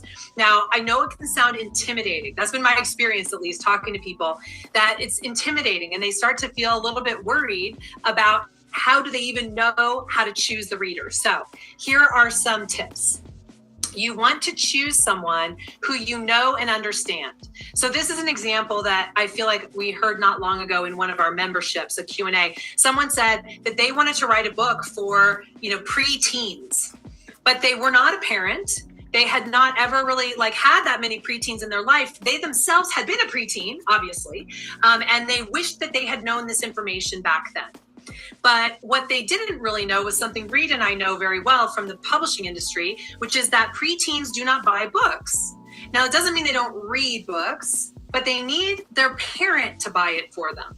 So the ideal customer that you're looking for is actually the parent, not the kid, right? So that's just an example. If you don't really walk in the world with the type of people who you want to read your book, you're going to be less likely to be able to figure out how to target them. You know what I'm saying? So for example, maybe I wanted to write a romantasy. Well, I've now read a couple and I can tell you that is not a genre that I should be writing in. It's not. I mean, it's just not, I don't even have the way my brain works is not with that particular style of book in terms of what needs to happen to keep the person reading and keep going, right? But maybe I look out there and I say, well, romantasy's selling really well. I should write one. And maybe I do somehow crank it out. I'm less likely to have it be a success than if I were writing, let's say for me, literary fiction, which I read all the time, because then I know what I'm looking for as the reader. I know what I expect. I know what hooks me. I know what I want more of. So really think about that. When you're thinking about your audience, you want it to be either that it's yourself at an earlier phase, but you know people who are currently at that phase, not like just you back then, but there are people that are currently walking through that and you have talked to them. You've done some research. You've really gotten to know what they're looking for. You might even have been interviewing them and finding out what is it that they are looking for, what do they want, and you're recording their exact words, and you use those words when you're advertising your book. Because what you want to do is you want to signal, this is the book for you. This is what you're looking for. I know you. I know what it is that you need, and you can find it here. So that's the most important thing about the ideal reader. Really, we could stop there, but we'll go on. Well, I'm just going to say one thing about it, just because there's a group of you that are here, I know for sure, that work with other people, like your coaches, or you have an audience, or you're already sharing your message with people. And a great thing for you to think about is, why do people come and see you? Ask them, what's the reason? What's the thing that you do that makes them want to be coached by you or listen to you talk? Or that's a great question to ask them, because that gives you an idea of what your superpower is to aim for when you're looking at this as you're going along. So just think about that, because so many of you are connecting with people already, even if it's 50 people on your Facebook page, or if you're sharing some of the information in your book, it really will help you make that difference. And especially for those of you that are, thinking like, okay, my book can help improve my business. One of the reasons I'm thinking about doing it, like, I know it'll help lots of people, but it'll also help what I'm already doing. So I want you to think of it like that. And it also, asking your current people you're working with what they love about you is going to help you get more of them, right? So that's what you want. Like, if you have a business, you're getting paid to do things, you want to get more people. Like, a lot of you have amazing skills. It's getting enough people to know you have amazing skills. Yeah. And which amazing skills do you have that they can benefit from? So just think of that. That is exactly right. Good, very good point. And we do work with a lot of people who are in that area, and writing a book can actually really give your business a huge boost. So it's a great idea. If that's why you're here, we highly support that. So the second thing you want is that your reader reads your genre. We've been talking about that. That's why it's so important to figure out what your genre is. You need that person to be a reader of romantasy, or to be a reader of self-help, or whatever it might be, spirituality. You're not going to catch, this is something I hear a lot also, is clients who are like, well, I want to write this book and I want my kid to read it, right? Like, I want them to learn from this and to understand it. And I'm like, well, do they read self-help? And they're like, no. I'm like, okay, how are you going to get them to read this book, right? Like, it's a hard thing to do, to get somebody to read a book that they otherwise would not be interested in reading. So then I'll say, somebody who knows that they have the problem that you are solving, right? So this is another thing I hear a lot. Oh, everybody should be meditating, so everybody will want to read my book. And I'm like, well, I agree, everybody should be meditating, but that doesn't mean everybody's going to want to read your book. You have to figure out what is the pain point that your ideal reader is really struggling with. Now, maybe meditation can solve it. Fabulous, that's great. But you need to advertise the book from the pain point the reader knows they have. Because if you say this is for, meditation, you're only going to catch the people who are wanting to know about meditation and who aren't already, reading bigger named authors who are writing about meditation. So instead, choosing something, let's say you want to write a book about meditation and you happen to be a parent and you want to write a book about like how to, meditation for parenting teens or whatever it might be, right? So like learning mindfulness in how you're parenting teenagers is a very niche topic, but there aren't that many books out there on that topic. So you will be one of the only people who's writing a book on that topic. And suddenly you're going to be able to compete with the big name meditation teachers who are writing more general books, because someone's coming and that is the pain point they're feeling. And they're like, wow, you knew exactly what it was that I needed. You sent that signal out and they're like, yes, I need it. Okay. So these are the most important things you can do in order to signal to the reader that this book is for them. You know them, you understand them, they read your genre, they know that they have the problem and they are looking for the solution. Because that's another thing, right? Unfortunately, there are a lot of people out there who have problems and pain points, but they're not really looking for a solution to that problem. They are not your audience. Your audience is someone who is willing to read. I mean, let's just start there. Because not everyone is a reader. And these days, reading is not the number one pastime of most, young adults, for example. So if you are wanting to write a book for late teens, early 20s, and it's a self-help book, you're more likely to be able to reach them on social media. Now, maybe you reach them on social media and then you send them to your book. That's fabulous. But just keeping in mind, where does your reader hang out? What do they know they're looking for? And how can you position yourself so you are in the pathway for them, where your book is in the pathway when they're out looking for that solution. Okay. The last but not least of our steps. Everyone loves the hook. Exactly. Okay. So what is a hook? I love this quote. If you can't explain it simply, you don't understand it well enough, by Albert Einstein. So Reed and I used to teach these workshops in person. And on the breaks, we'd be standing there and people would form a line and they'd come up and they wanted to tell us about their book, which is fabulous. But, 5 minutes later, they're still talking. And we're like, whoa, we've got all these people waiting to talk to us and we can't listen forever. And that's the same with your reader. Your reader is not going to listen forever to figure out what your book is about. And that is something that we see a lot of, is that people don't take the time up front to figure out what their book is about and to talk about it succinctly so that it captures the attention of the person who's listening, and that person says, wow, I need that book. Whether that's a literary agent, it's like, I need to be the person who represents your book, or that's a publisher, I need to be the one who publishes your book, or it's a bookseller who says, oh, I want to give this book to everybody, or it's the reader who says, I need it. Those are all the audience for your hook. Okay, so the hook is the term in the publishing business, and it is a term I'd never heard before I got into the business, but it really is about like hooking the reader's interest, like a fish hook. But it has relationship to the elevator pitch, which is a term that comes out of the film industry, where you used to be told you need to have your log line for your movie script memorized, so that when you get onto that elevator with that professional, director or producer, whoever it might be that you've been wanting to talk to, you're not stumbling over your words to tell them what your book is about or what your movie is about. Same goes with books. Right? Like, let's say you're at some hotel and you step on the elevator and there's Reed Tracy. You can't believe it. You didn't know he was going to be here. You want to know what you're going to say to him that you'll be able to say between, the first floor and the second floor where he has to get off. Okay.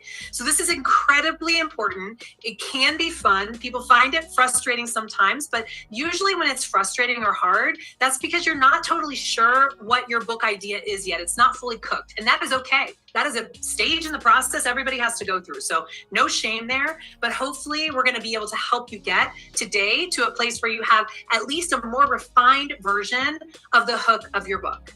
So what is the hook? How do you figure it out? It is the completion of the sentence starter. I am writing a book about ... Okay. And it can be like 1 to 2 sentences maximum. We want it to be short and impactful. So when I was writing my book, I said, I'm writing a book about how to write a transformational nonfiction book. Easy. It's not going to blow anybody's socks off, but if you're my audience, you're like, wait a second, I need that book.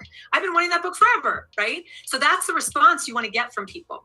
If you're writing fiction, it needs to be like, whoa, I've never heard of such a thing. I need to read that book. It has to give you some sense of what the central conflict of the book is going to be. And maybe a little bit about who your protagonist is. A young woman, I'm making this up as we go, a young woman ventures out into the forest and, finds a hidden cave, and inside there's a tiny leprechaun who changes her life forever, right? I'm making this up, right? But that could be a romantasy, but fall in love with the leprechaun? I don't know. But anyway, it's the kind of thing where it catches your attention. And if I am a reader of that kind of book, I know I want to read it. That's what you want people to think and say. Okay. So how do you figure out what that is? Well, I've come up with this 5-part sort of trying to put the unteachable into words because it is kind of know it when I see it or hear it sort of thing, right? But if you can start thinking about these 5 elements, you'll get much closer. So the first is that it's something called high concept, which means that you don't have to explain it to me for 5 minutes. I get it right away. You tell me and I get it. Oh, a girl, a leprechaun, got it, right? High concept, I understand it.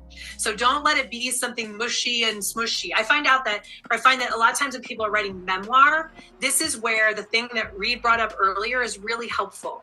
So rather than saying, I'm writing a memoir about my entire spiritual journey, which Martha Beck could have said when she was writing Expecting Adam, she decided to keep it sort of tight. I'm writing a book about the 9 months when I was pregnant with my son, who turned out to have Down syndrome, which he tells you in the very first pages. So I'm not giving anything away. And that's what that book is about, the spiritual things that happened to me while I was pregnant with my son, Adam. And so if you can sort of figure out what's the central story you're going to use in your memoir, it'll be much easier for you to create a high concept hook. So that might be the work for you today. And also, I just want to say real quick before you get going is that the hook can also help you write the book. So you're always aiming for that too. We're going to give you a lot of tips for writing the book the next couple days, but it helps you keep focused. Okay, this is the area that I'm aiming for. So that's another reason we're doing this on the first day. Number one, we want you to be able to talk about what you're going to write about, because we know some of you are just have the idea, some of you are almost done.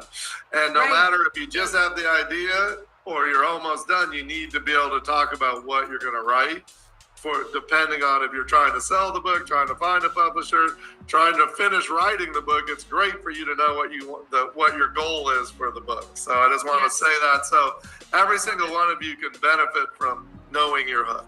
That is exactly right. And it is the thing that will allow you to get the message across to your ideal reader. So you need it, or no one's going to be finding your book and saying, oh, that book's for me. So the next one we already went over, narrowly tailored. We want it to be a niche.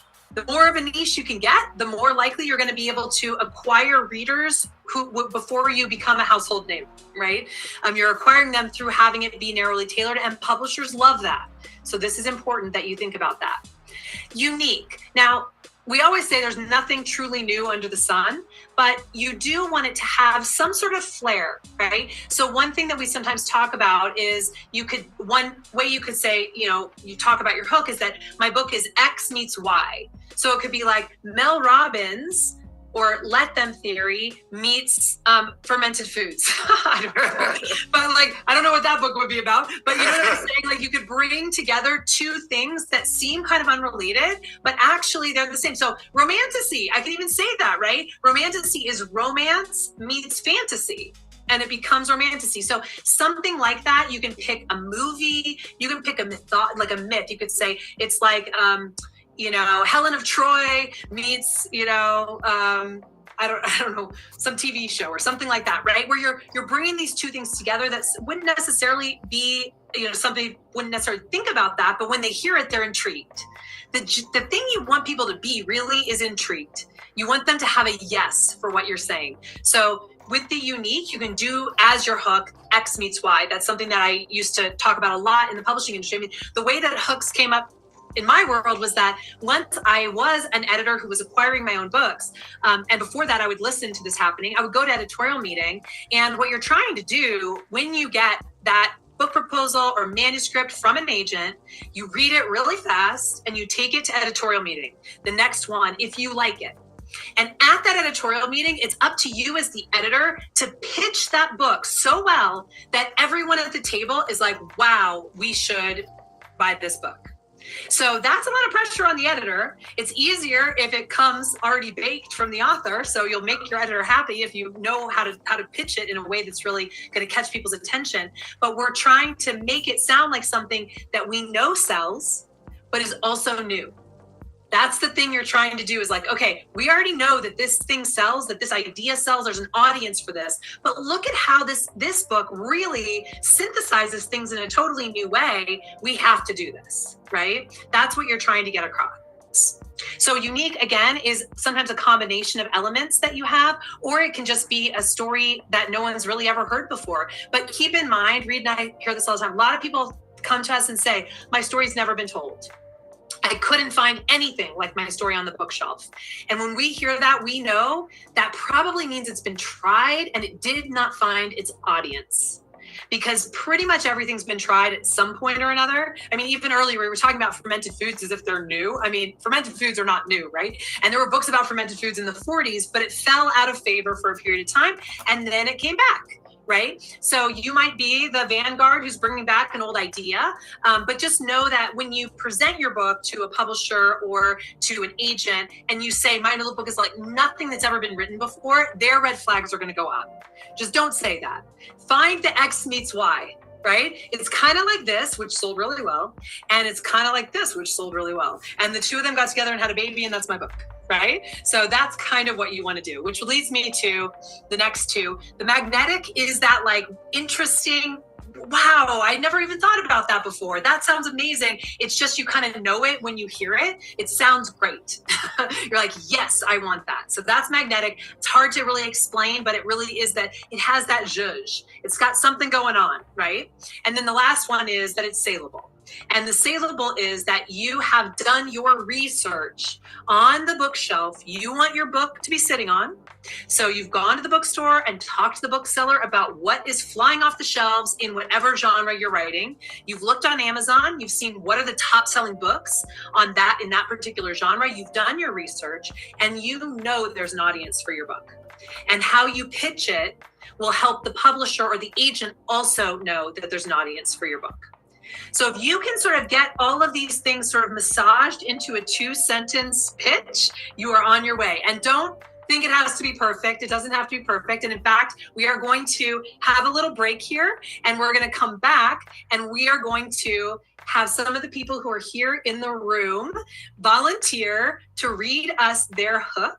And then Reed and I will give feedback. It's something we do a lot of and we love doing it. So we're going to spend a little time with you. So we are going to take a 10-minute break. And during that break, you can, go have a snack or a cup of tea, but you can also be thinking about your hook if you haven't written it before. All right. Is there anything else we need to talk about? Oh, yes. One more thing I wanted to say is that you can find some examples if you would like. You can go on the web and go to the New York Times book bestseller list and look at how they summarize each book that's hit one of the main lists. It's only the biggest, the hardcover nonfiction and hardcover paperback. And then I think they do, or hardcover fiction. And then I think they do also those 2 lists in paperback. They'll just give a line. It's fascinating to see what does the New York Times think is going to be the most interesting and selling component or idea behind the book. And that's a good place to do a little research. All right. All right. So write your hook and come back in 10 minutes. What time is it? It's 1:30 here. So 1:40. 10 minutes. 1:40 Pacific time. We will see you in 10 minutes.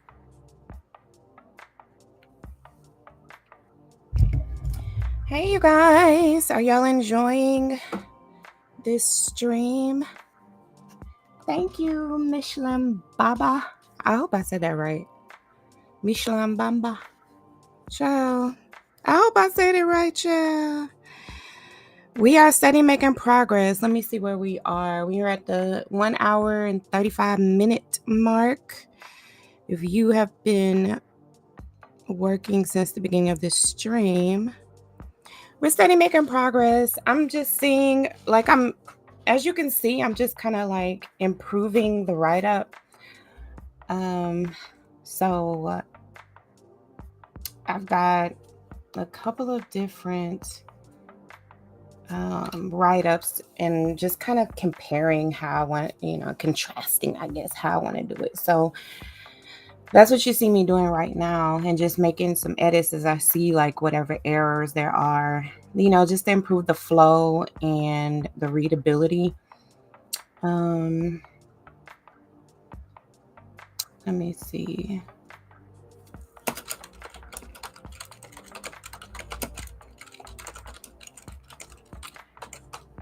But y'all just, stay at it, keep at it. You're doing great.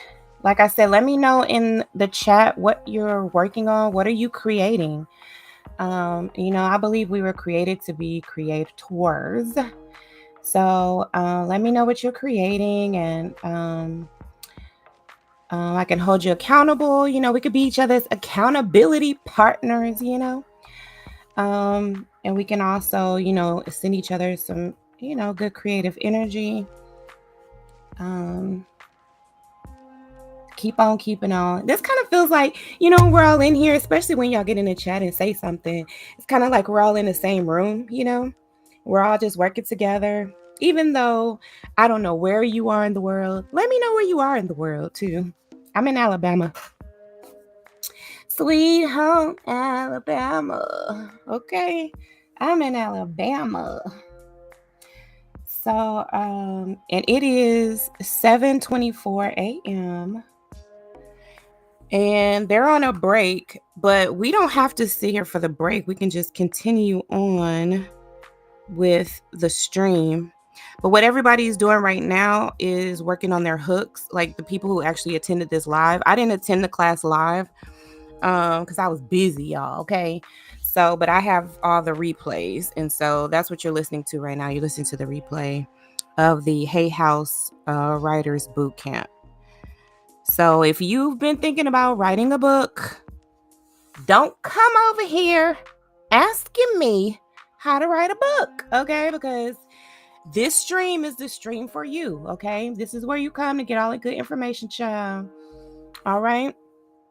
So this is the stream, and the last 2 streams I did, like I was telling y'all before, I did day 2 and day 3 already. And then this is day 1 of the boot camp, and then I still owe y'all day 4. Okay, so I'll make sure that y'all have those, and so y'all can get all this good old info. They're going to tell you how to write a book proposal, the pros and cons of traditional publishing versus self-publishing, the writing process, what type of book you're writing, and they give you good advice on whatever type of book you're writing and all of that good stuff. So if you've been thinking about writing a book, this is the stream for you. And if you know someone who's been thinking about writing a book, send them this stream. Just share this stream with them and say, hey, this is a writer's boot camp. You can listen to it while we're doing some work. That's what I'm doing. I'm just listening to it and working at the same time. And and get this good information. Or you can just really pay attention to it, focus, take notes, and make sure that you have all this good information so that you can make the best decision possible for yourself. Okay. So I'm gonna skip ahead a little bit. Like your niche audience. Okay, and we're back. Hold on, that's the best way. And this isn't even very well known. I don't know that for sure, but hold on, y'all. I skipped too far ahead. You're going to be focusing on when you are looking for heal from. Okay, the challenging moments into a powerful. Right. Bring on Kirsten Watts. Kirsten, you should be able to talk. You'll have to unmute yourself. I'm here. Hi. Hey. Welcome. Hi. Thanks for having me. So I won't say the title. I'll just give you my little. I've been working on this actually for a week. So good. Here's the hook. 5 steps to heal, rebuild, and thrive as a single mother. Is that heal? 5 steps to heal? Yeah, and actually my sentence is a little longer. It's 5 steps to heal, rebuild, and thrive as a single mother. It's not just a book. It's a lifeline for women seeking to turn their most challenging moments into a powerful transformation. Great. I think Reed and I probably have the same feedback on this one. Reed, do you want to take it? Go ahead. You can do it. Okay. The feedback is great start, but it's still pretty broad. Because I could think of a lot of different things that a single mom would need to heal from. And I would want you to get more specific about which primary wound you're going to be focusing on when you are looking for your ideal reader. So for example, it could be, and I don't know whether you were a single mom or the audience was a single mom from the very get-go, whether they got a divorce, whether the husband left them, whether the partner, wanted to be together, but she decided it was time for them to separate. Like, I want to know more about the narrowly tailored reader you're going for. And it's in part, again, as we've said, there are lots of books out there for single moms, and some of them may be written by people who are already well known. You're probably not yet well known. I don't know that for sure, but I'm going to assume you might be on your way. But it's your name is not going to be the thing that draws people. It's going to be that narrowly tailored, very specific idea about which single mom needs to heal from what. So that's my take. Reed, do you want to? Yeah, I think Kristen, this isn't even necessarily specific for you, but for everyone. Think about your niche audience and address it in the hook. That's the best way to say it. That's right. What Kelly was just saying, but it's just think of why you're limiting your audience to this niche area and then address it in the hook. So again, like what Kelly said, what are they need to heal from? It'd be good to tell them in the hook what they're going to need to heal from. And it's also another way to kind of think of it. It's kind of like a little bit of a subtitle of what your title is. A lot of times the hook can be used as the subtitle. So. Yep. Great. Okay, Shanita, we're bringing you on, Shanita. You're going to need to unmute yourself. There you go. Sorry, I accidentally hit your unmute button. You're going to need to do it again. Can you unmute? There you go. Oh, we did it again. Okay, I'm letting go. Hands off the computer. Okay, there you are. Hi. Hello, everybody. Thank you. Can we hear your hug? Yeah. Ooh. Okay, yes. So what if the storms of life, the storms that you feel like it's tearing your life apart, but actually it's building the foundation for your greatest strength? So, titled To Be Determined, this book invites you to uncover the hidden gifts in life's challenges and emerge stronger, wiser, and more authentic than ever before. And I think that's like what Kelly was saying, a little more of a description than a hook. So that's you need to think about like how you can get what's in the book in 2 sentences, and that was like a little description of the book instead of the hook of what's in the book. Yep. And so a reminder that the hook should be able to answer the sentence, finish the sentence, I am writing a book about X.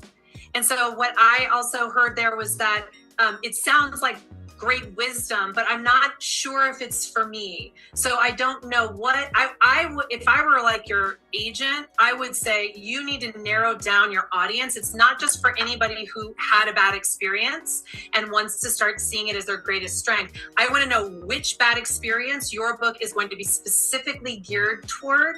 And this goes back to, I'm imagining you might have had, this might be your story. You've lived this, you've discovered some way to make it through this difficult time and to see it as your greatest strength, which is fabulous.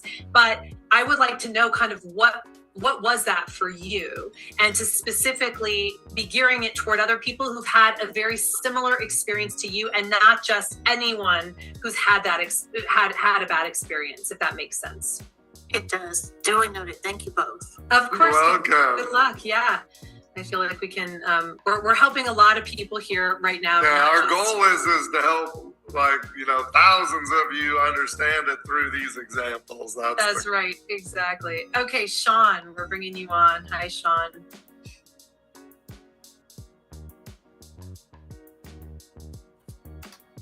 Sean, you can unmute yourself. I'm not going to touch the screen. Okay, I'm trying one more time. Okay, well, you may not be there. So we'll give you a minute to unmute, and I'm going to call on someone else as well. Marcy. So you should be able to unmute yourself. Yes. Hi. How are you? Good. Good. Okay, so my book helps people who are anxious retrain their negative thoughts to positive ones. Great. Pretty general. Yeah, it's inside of the anxiety piece, so that's good. Yeah. But it would probably be a little bit more colorful and magnetic if you gave us some sense of what kind of anxiety or why someone might be feeling anxiety. Or it could be that you specifically explain what's unique about your system for retraining their brain. So you could go either way. It's just, I think, a little more specificity. Reed, do you agree with that? Agree, yeah. Yeah. Okay. I mean, it's very close. You're Let's close. say that. You're almost there. Well, no, that's very helpful. Thank you so much. This is great. Of course. Yeah. Good luck. Okay, Sean, I see you're here. Yeah, oh great. Okay, so sorry about that. No problem. All right, so picking off from a prior prior class anyway, and so I'm saying we are writing a transformational nonfiction inspirational memoir. From spectrum to spectacular, spirit matters on the highway of life, and the hook is: on the bumpy road of autism and other uncharted destinations, loving mother and son collaboratively weave their memoir, realizing for this they were born, with love as their guide, spirit as their compass, knowing attitude is everything, and impossible is nothing. They share their inspiring journey from spectrum to spectacular. So I think we're back to that. Felt a little long. It's more like a description, but it's a good start on the description. What I would say is missing for me in that is a little bit more about what you went through. So it's very inspiring to hear, but everything you said was really positive, which is good. I love that that's what the message will be that you're going to present. But to be able to really have somebody who's in the struggle with their child who's got autism on the spectrum somewhere, you want to show that you've really been there, that it hasn't all been just spectacular from start to finish. So I might suggest you at least say, what you would say you healed, or what you would say changed, something that's that's more specific to, and what it was that made that change, what made the difference for you and your son. I do love the mother-son memoir. I think that's a great place to start, but to really say that of our journey from this to this. Does that make sense? It does. And I want to tell on my own self is that I realize that I'm not mentioning as much as what I want it to be, is to be more about our amazing spiritual experiences we've had. That in fact, I want to base it on a reading I did.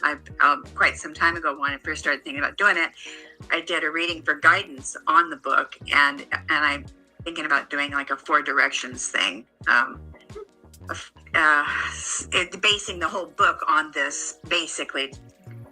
I've used it for guidance, so that's didn't get mentioned at all. As I'm reading that out loud, and I'm going, that didn't get mentioned at all. Yeah, that sounds like it's a more specific, unique take. So I would continue to workshop and find your way to being able to put that most unique part right in the center of it.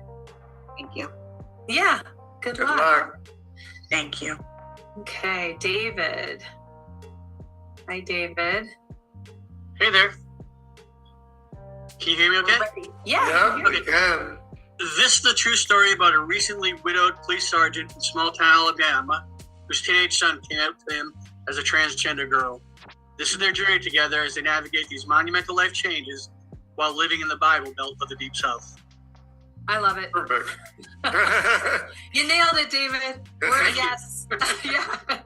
Good luck. Keep writing. Thank you. Yeah, great. Okay. We're going to empowered training. Hi. Yeah, sorry, I changed my name afterwards, I guess. We're ready. Yep. So I am writing a book about, and I've just been playing with it a little bit.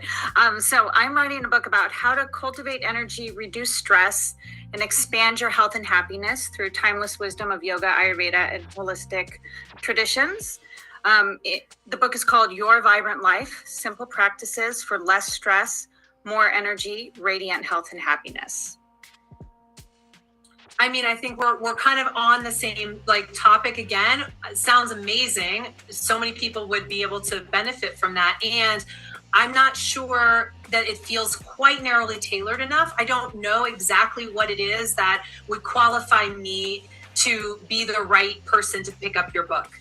And that's something that it seems again like somebody who's interested in yoga, but maybe it's somebody who doesn't even have to be interested in yoga, but you specialize in a particular issue that you can heal people from through yoga and Ayurveda, these principles. So I'm looking for something that makes it a little bit more like I can get my hands around exactly who your ideal reader would be for it. Yeah, I think a little more specific and unique, so something like a lot of people say, oh, yoga can help you or Ayurveda can help you. You need to have it unique, so you're different than the thousands and thousands of other books out there. Yep. Okay. Thank you. Right. Great. You're welcome. Thank you. And so I hope you guys have had a chance to learn something new. How many of you have learned something new? I'll ask the VIP people because I can see their reaction. Yes. And hopefully all of you watching YouTube and watching the replay and all that are learning something new that you didn't expect. Hopefully it's above your expectations of what you've gotten so far. And this is just the tip of the iceberg of what we're going to give to you. So I hope you enjoyed it. So this is just for the general people, all you VIP people here in Zoom. We have a whole nother hour. And again, the final reminder, you have until we start tomorrow to sign up for the VIP if you want to do it. You can sign up and join us right now for the next hour if you want, or you can join us and see the replays and join us tomorrow for the VIP. But I highly recommend that you give it a consideration. Again, hayhouse.com/VIP, or you can sign up on the dashboard. So thank you guys for the first 2 hours of joining with us. We'll see you tomorrow. We have an amazing day. We're going to talk all about publishing and writing tomorrow. So how to publish your book, how to write your book, 2 very important things. We'll see you guys tomorrow, and let's talk to the VIPs. Yep. Bye, everybody in general. So all you VIPs, stay here. We're here with you for the next hour. This is your bonus session. That's right. And so for the next hour, we're going to help you guys with your hooks or any other question that you really want to get answered as at the beginning of these 3 days. So it doesn't have to be your hook. And today's going to be the only day we do hooks, just so you all know. In the next 3 days, when we do questions and answers or share info, we're not going to take any more hooks. Today's the hook day. Today's your hook day. We call it the hook clinic. The doctors are in. But if you do have any other question that you want to ask, feel free. It's not only hook day, it's just the only hook day. That's right. Got it. Nice to see you. I like it. All right. Okay. So just a reminder, when I call on you, please don't give us too much context. If you have a question, ask the question. If you want to tell us the hook, just drop the hook, because we want to get through as many people as possible. And always 1 question per person. Please do not try to sneak in an extra question there. I know that it's tempting, but we do want to get through as many people as we possibly can. All right. So I am going to pull this up and I'm going to start calling on people. Okay. Maury Kai. Maury, we're bringing you on. Hi, Marie. You can unmute yourself. There you go. Hi. Hi. Okay, so my hook. For the person who wants to heal from chronic health issues, a path to healing is about discovering the master keys that unlock healing from within by connecting the body's wisdom with the soul's essence. I mean, I think we're in the kind of similar category. Great idea. Beautiful that you're offering this. And it feels a little general still, because there are so many people that are suffering from chronic pain, and there's so many different types or diagnoses of chronic pain. I might want you to focus on one. And I know this is one of those places where people go, but it's for everybody, but I'm going to make it too small. And it's actually not true. So there's something I'll say to you that I didn't say before, which is that you can think about your audience as like building a campfire. You know, you pick up the tiny little twigs to start and you set them up together, and then you light that. And that starts burning a hot fire. It starts to cast, heat out into the world. And then you can start putting on the larger sticks after that. And then after that, you're going to be able to put on the larger logs, etc. So you're building something here. It's not necessarily going to come out of the gate and hit the widest possible audience. The way you build it is by building that little tinder pile to start. And that is really that small audience that intimately. I'm imagining either you're a healer or you yourself have gone through some sort of chronic pain issue. I would focus on that. You are going to be the expert in that area. And again, it might seem like, but it's only Lyme disease, or it's only, fibromyalgia, or whatever it might be. Great.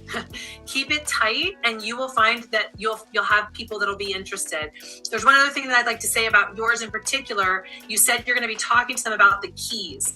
Yes. I love a number in your world. I love for you to tell us there are 5 keys, or there's 11 keys, or whatever it might be. For whatever reason, adding that number in there makes me believe you really know what you're talking about.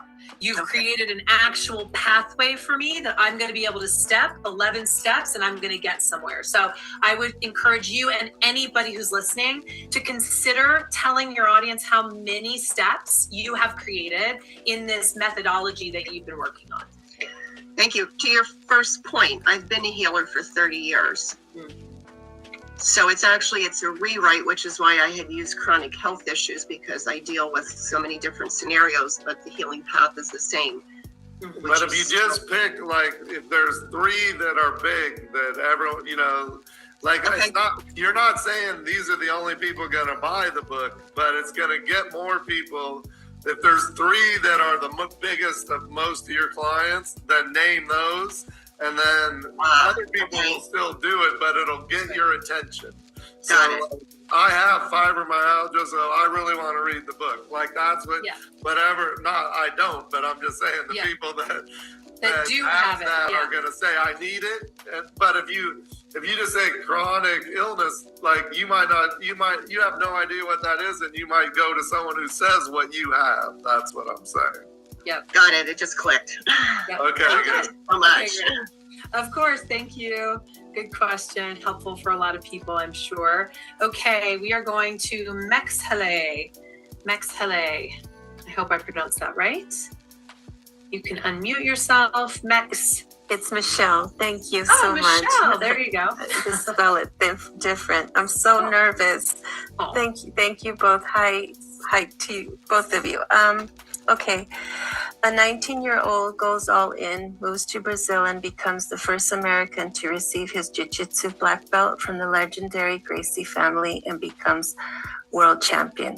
Much like Educated by Terry Westover meets Open by Andre Agassi. And is this your story? No, this is a memoir. What did you call it? Like a teaching memoir from actually my employer. And so he's a jiu-jitsu black belt world champion, and he's fought in the MMA. And I was working for him, and I thought, someone should write your story. And so, so you're writing for him. yes. Oh, cool! I love that. It's collaborative. Great. I love it. I love that. So it sounds like then you will be pitching it as, it depends on what you just said to us is a pitch for a narrative memoir, because I didn't hear anything in there that's where you're going to be teaching me overtly about my own life. Yes, I will learn covertly or by osmosis, but so I wouldn't call it a teaching memoir. I would call it a memoir. And I would start your hook with, I'm writing a memoir, and the hook is in the voice of the author. I'm writing a memoir about how I went from, being the, first jiu-jitsu person, American to go to Brazil to becoming the world champion, something like that. And that by itself tells us a lot of what we need to know. So I think you've got it there. It's just a little reworking. And it's okay to keep your two examples, because like Educated is a super popular memoir, and so like you can say a memoir like these two and then explain. And then I didn't write it for him, so I write about him, and I pull in quotes from him and his story. Okay, so that is a biography. It's a biography. Oh, got it. Okay. Which is fine. The memoir is someone writing in their own voice. The biography is someone being written about. Mm-hmm. So you say the story about, but it's not like Educated then, because that's that's right. That's right. So you may want to find some other comps, meaning competitive or comparison titles that are biographies. So written by a separate party about someone's extraordinary life, which of course is happening all over the place. Yeah. Got it. Okay, thank you. Oh, you're welcome. Good luck. Good luck. Sounds good. Yeah, it sounds really interesting. Okay, I love that we're getting some different types of books in here. Okay, Cash Hartzell. Cash. There. My Cash, you can... Hello, can you hear me? Yes. Yeah. Thank you so much for being here. I have two that I'm curious about. The first one is, are you ready to unlock the hidden treasures of your mind, connect with the profound wisdom of the universe, and embrace the transformative power of psychedelics? The Psychedelic Playbook is your trusted guide to navigate the extraordinary, offering practical tools, ancient wisdom, and heart-centered insights to prepare journey and integrate with intention. This isn't just a book, it's an invitation to step into your wholeness and explore the infinite possibilities within. That's my first one. That's a great description. That's what I don't know how to shorten that one. So you can shorten it. I would just say I'm writing a book called The Psychedelic Playbook that is going to be a step-by-step guide to, using psychedelics to expand your life. It can be simple like that, right? Yeah, I would do and something especially like that. if they can expand them in a specific, if there's anything specific about it, because people use them for different things. So if there's a specific thing that your book's about, then I would use that. If it's about everything, then you can just say what Kelly said. It's about everything. All right. Life then you can do- transformation to unlock the hidden treasures of your mind. Right. All right. Sure, Well, look sure. at all the other psychedelic books out there just to see how yours can be separate. Thank There's you. a ton of them. Yeah, and that's actually a really good point. I'm going to say thank you, Cash. That's a really good point for all of you is if you have not done that due diligence to go look at the bookshelf of the other books that are being published in your that on the same topic you're writing about, then you really don't, you're at a disadvantage to making your book stand out when you write your hook. So think about that as a piece of homework overnight to go even just to Amazon and look up what other books are in your category so you can see, because there are right now, there's just a huge tidal wave of books coming out around psychedelics. So you want to make sure that yours is very specific and different in whatever way. It might be that it's encyclopedic.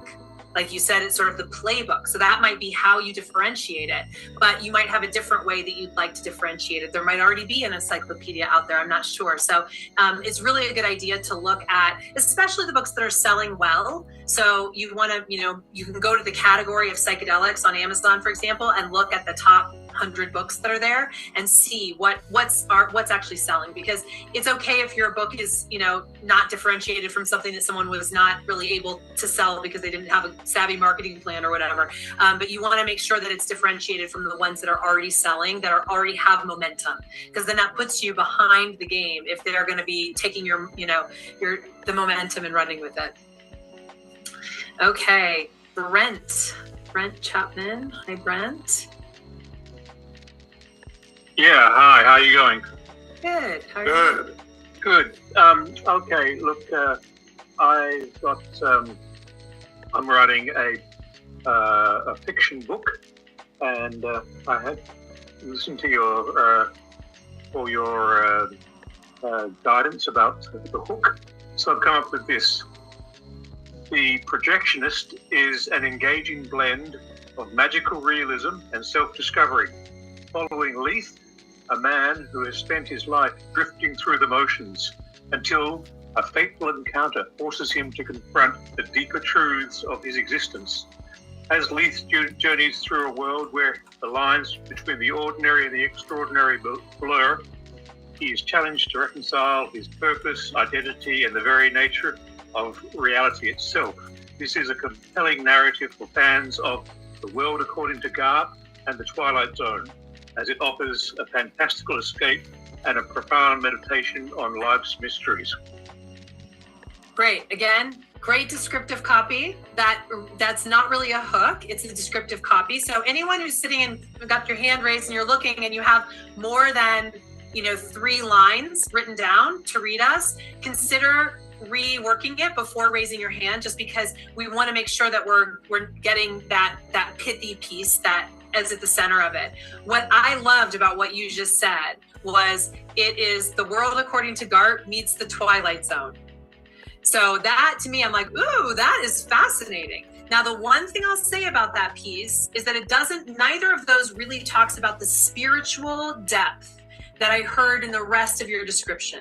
So I might consider it being something like The World According to Garp meets the Celestine Prophecy or something like that. I'm not sure, but something that has a little bit more of that spirituality in it than The Twilight Zone, which is kind of like a little bit on the edge of scary, which maybe it is, but I think you're getting there. And I felt compelled by what you read, but it wasn't quite pithy enough to really count as a hook.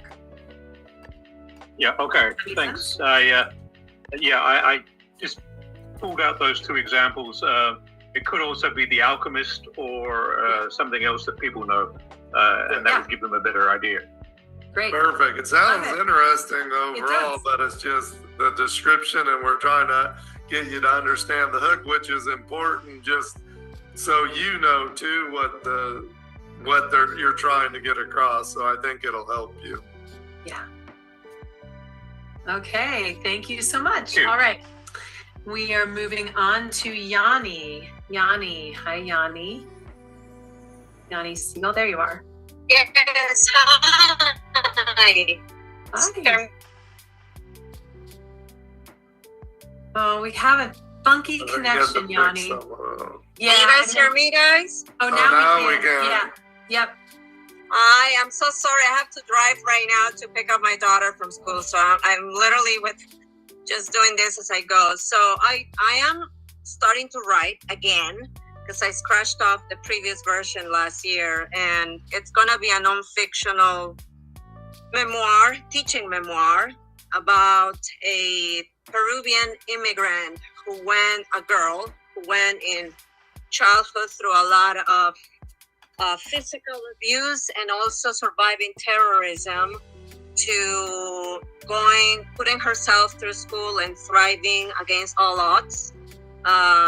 Studying at UCLA, divorcing twice, parenting, co-parenting, becoming successful, independent financially, and traveling the world, and being the source of a lot of people reaching for positivity advice since her 20s, and all along being led by supernatural and miraculous.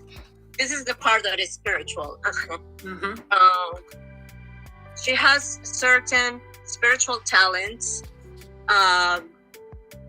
gifts that she's able to see, hear, dream things before they come to pass, so she innately knows what to do next. And so I'm trying to convey that into a niche that is not a mouthful. Right. So Yanni, I need guidance, and that is my life. That is me. Okay, so I was going to ask you that question because you were talking about it. You were talking about her in the third person, but you said it was a memoir. So just for everyone, so we're all clear, if you're writing a memoir, you can say I did this, I went through this.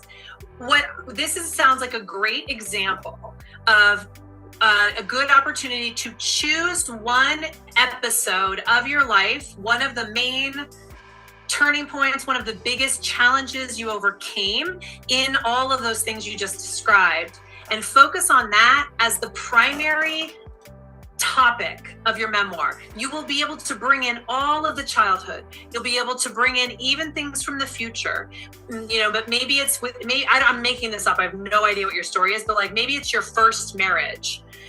Or maybe it's escaping, I can't remember what country you said, Peru, I believe.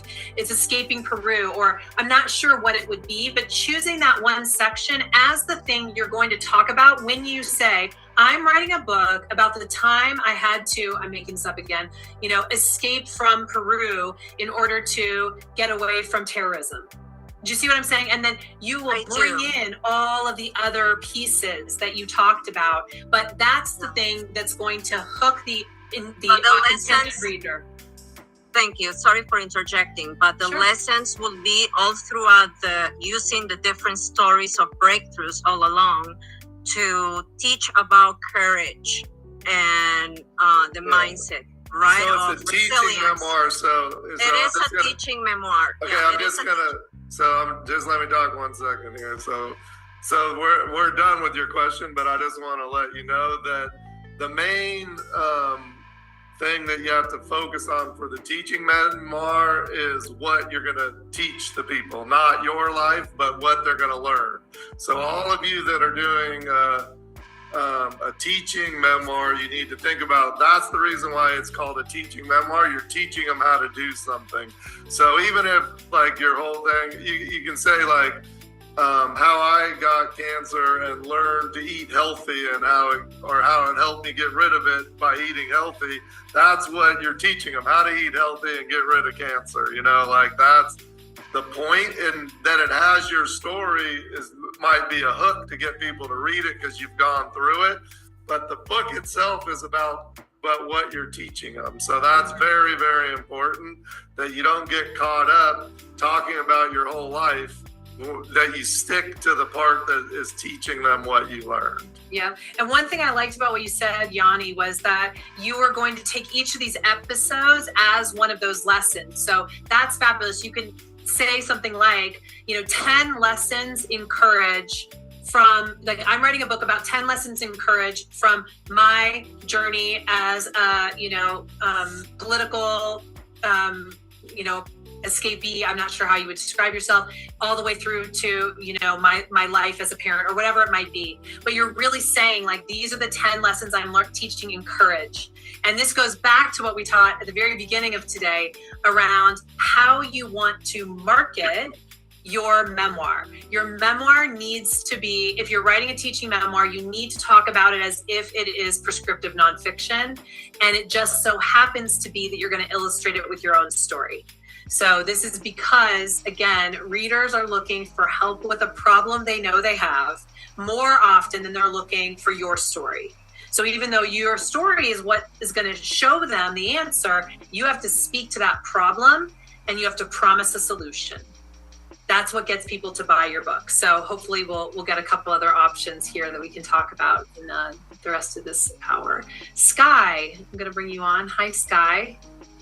Hi there. Hi. Okay, I'm writing a book about the High Council of the One, consisting of ascended masters, archangels, and the seraphim dragon mothers of the First Order, mentoring multidimensional beings on their path to ascended mastery and divine remembrance. This is like Avatar meets Star Trek. This journey will empower readers to transcend limitations, embody their highest potential, and awaken to the interconnectedness of all existence. When you say you're mentoring these beings, are you mentoring these beings? Or are the readers being mentored by these beings? So it is a high council that are, I mean, yes, I am mentoring these beings. A lot of this is channeled information that I'm getting from my ascended masters, from my mentors. And so this is the hard thing. I don't know, is it fiction? Is this a teachable fiction? It's a very beautiful mix. But I'm just getting downloads after downloads, and it literally feels like I am creating this whole realm through this process. So, well, is it fiction or not? Like, only you know the answer to that. Well, okay, but I mean, people might read it. Are you making it up, or is this stuff coming out there somewhere? Stuff is being channeled. And but do I call it fiction or not? I believe it's real. I believe that is our litmus test. If you believe that it's real, it counts as self-help spirituality, I would think, from what you're saying. What I'm not sure yet, and I think you're on the way, like I really liked when you were talking about all the different types of beings that you're going to be, like that's very intriguing. It makes me think, oh, you really know what you're talking about. Like you've, talked to all these different beings. So to focus on what those beings want to teach who is the audience that you specifically want to read this book that those beings are really trying to reach? I think the audience for the book, honestly, like I know you might have more going on than this, but like the audience for the book is you getting the information from all those beings and sharing them with other people. That's like, if you're teaching them something, no one's not going to care about that much. They want to know how the knowledge from up there can help the people down here. And when you said that, everyone put their hearts up because they want to buy your book. And then not that many people want to teach some other people things. Right. Well, and so if I can, so that's the thing. Like I have been given, or I have created or seen 12 different tribes. Like I have created. So talk about all that. Like that's, people love that stuff. I know, but how do I get that in one concise hook? Well, but it's just talking about your connection to the other side, and these are the kind of people, and I'm going to share the information they give to me. I'm going to channel it from them to you. So like Abraham, do you know Esther Hicks? And like her book is Ask and It's Given, learn how to, channel your wisdom to get what you want, whatever. Like learn the law of attraction, like how to attract what you want in your life. Yeah. That's it. This is a place to talk about something that is very important for everybody, which is that your book needs to provide some benefit. So what are the benefits that the reader of your book, Sky, will be getting? And make sure that gets baked into that hook, and then also by extension into the subtitle and the descriptive copy. And this is for everybody. Like, what can you honestly promise people will walk away from this book having learned, having healed, having discovered. Like, that's what people care about. They're looking to get something. So you need to be sure you're spelling it out. Sorry about that. So it says this journal will empower readers to transcend limitations, embody their highest potential, and awaken to the interconnectedness. But that's so broad. Like, it needs to be something like specifically they can do. Yeah. Okay, perfect. Yeah. Thank you. You're welcome. Good luck. I think you'd have a good audience of people, especially if you start sharing it with people now. So yes. And we will be talking more about that piece. Yeah, be sure to stay tuned for come back to all three things. You'll learn a lot how to. Yeah. Can I just ask one more thing real quick? So I've been writing it like a fiction. So we're going to be talking about how to write. So I'd have to shift like the whole. Well, you don't have to do anything. We're just going to tell you the different ways to do it. You get to choose. Oh no, I know, but what you're saying. But if you write it as nonfiction, you're going to get a lot of readers. Okay, perfect. Got it. Thank you. Helpful. So much. Good luck. Okay, we are bringing on Big Dog. Big Dog. You're coming on. Big Dog's coming on. I can't help it. Big Dog, you can unmute yourself. Okay, we'll leave you up there and we'll. Here I am. There we go. Hi. Here I am. Great. Can you hear me? Yeah. Yeah. Okay. All right. Awesome. So I'm writing fiction, and I'm struggling with this hook mightily, but it's basically if what happens when a group of wannabe iron horsers on bicycles dream about becoming a motorcycle club when their fantasy becomes a reality and they intersect a motorcycle gang. The iron horses become chrome ponies. Great. I mean, I have to say, okay, so from back in my days of publishing fiction, we loved a club. Like that's always the kind of start of a novel that has promise. So I actually like that. What I'm questioning now is like, okay, well, who are these guys? How do they find each other? Like, are they kind of like rough characters, or are they actually, just like, do they just look rough, but they've got hearts of gold? And what brings them together? Like, I would like that kind of thing to be known versus the whole, like, iron horses to chrome puppies or ponies, whatever you said. Like, I would say, I would want it to, like, I want to know, like, who are these people? And also, who's my protagonist? Who's the central character? And he's maybe the one yearning for some belonging. And he's the one who's going to, I don't know, there's like something in it that I like. There's a premise that I feel has promise, as we used to say in publishing. But we still need a little bit more about who they are, like about the actual characters. And I want to be cognizant of everybody else, but basically, it's a group of kids just in the suburb, and they have a little meeting place that they have taken over, but they find out that it's actually a site where the club that they've been watching right up and down the road actually meet. And so when that intersection takes place, it's just a group of kids that are running up and down the street in the suburbs, riding their bikes, and that's where they meet. And their bikes are their iron horses, but that's where I came up with the chrome ponies. Got it. I mean, I feel like you're getting there, and I would keep working on it, but focus again on who's the main character, who's the person. When it comes to fiction, everybody who's writing fiction, listen to this, I'm saying this right now. We have to love the main character. There has to be one, and we have to really love them. We have to really side with them, whether that person is actually more of an observer or the actual like star of the show doesn't really matter. Yeah, he is the actual star of the show. His nickname is Flame.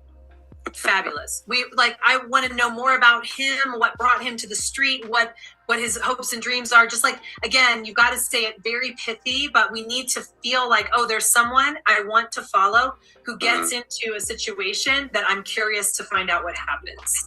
That's for all of you. That's your formula. Someone I want to follow gets into a situation that piques my curiosity, so I have to figure it out. So the hook then becomes a narration.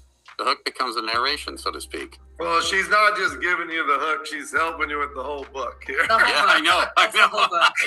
You gotta answer beyond the hook. Yeah. And then when you put into place everything she said, the hook will be easy. Yeah. Okay. That's right.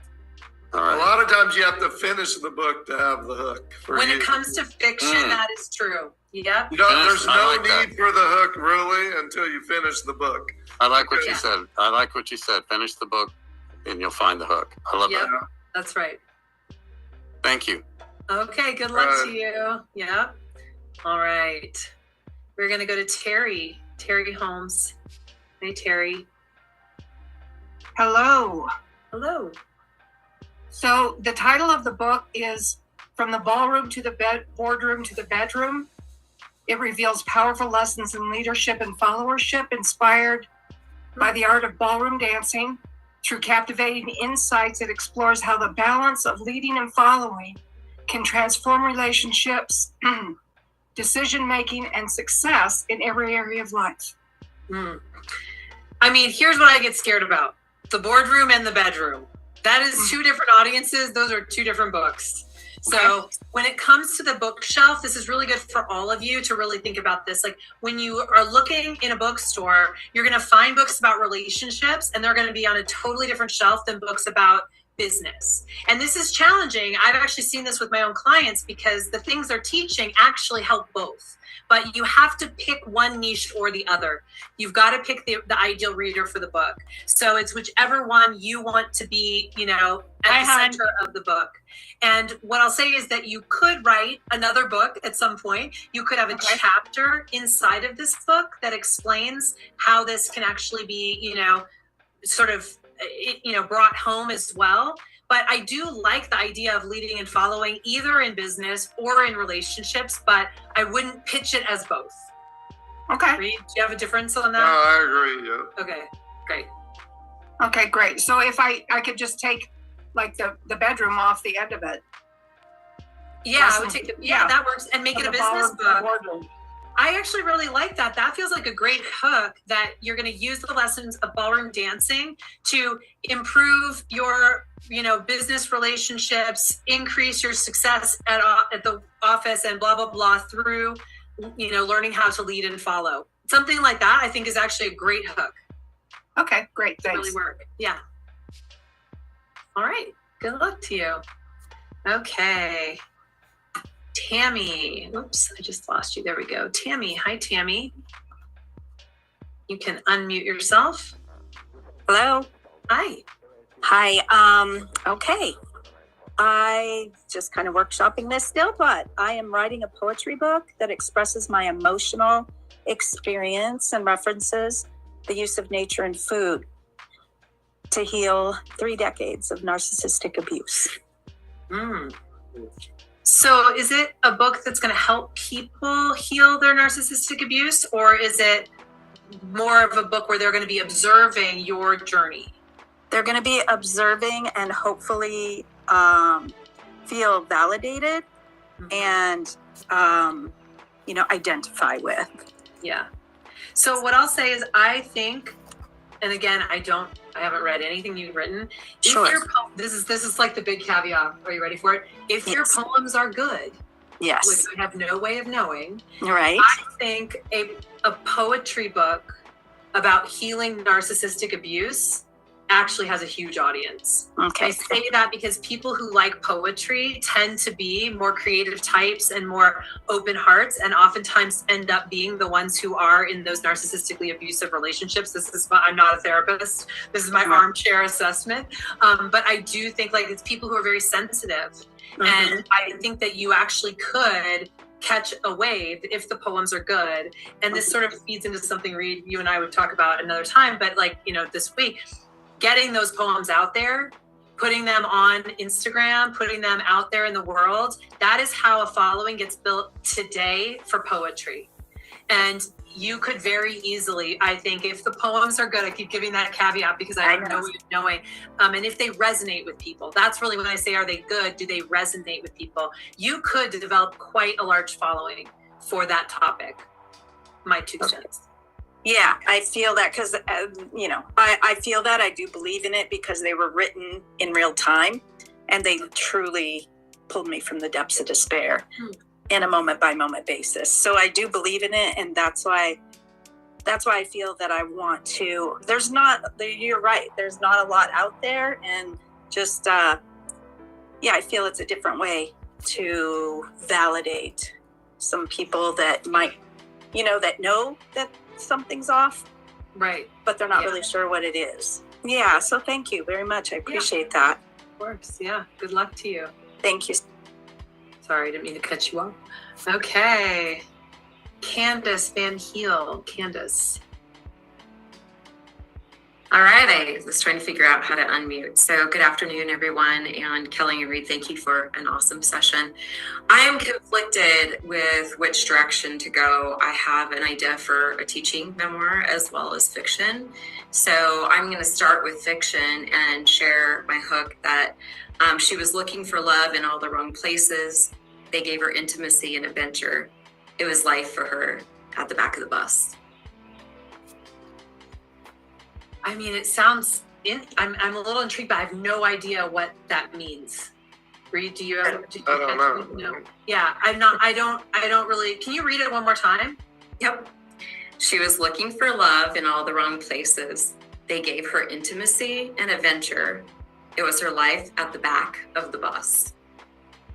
So I'm imagining life at the back of the bus means something to you, but it doesn't really mean anything to me. So I would say I would be more inclined to find out, like, again, when you're writing a work of fiction, it needs to have certain elements to the order of operations. Like there needs to be some peaks, some climaxes. There needs to be a major event that gets overcome at some point. Like there's got to be a lot of conflict in it. And what I tell people to do is to really imagine what's going to be the central conflict of the book and to try to put that in the hook when it comes to fiction.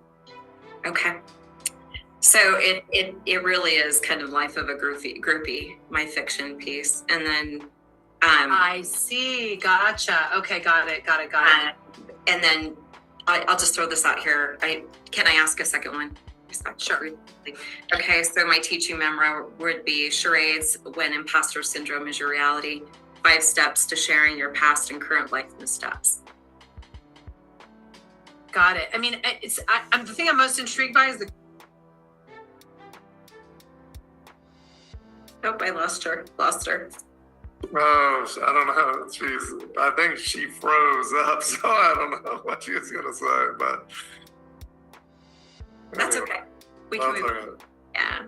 All right, we're going to let you go, and then Curtis, you can pick someone else. I can answer the question while we try to get Kelly back. Sounds good. I can do that. Let's go with Victoria.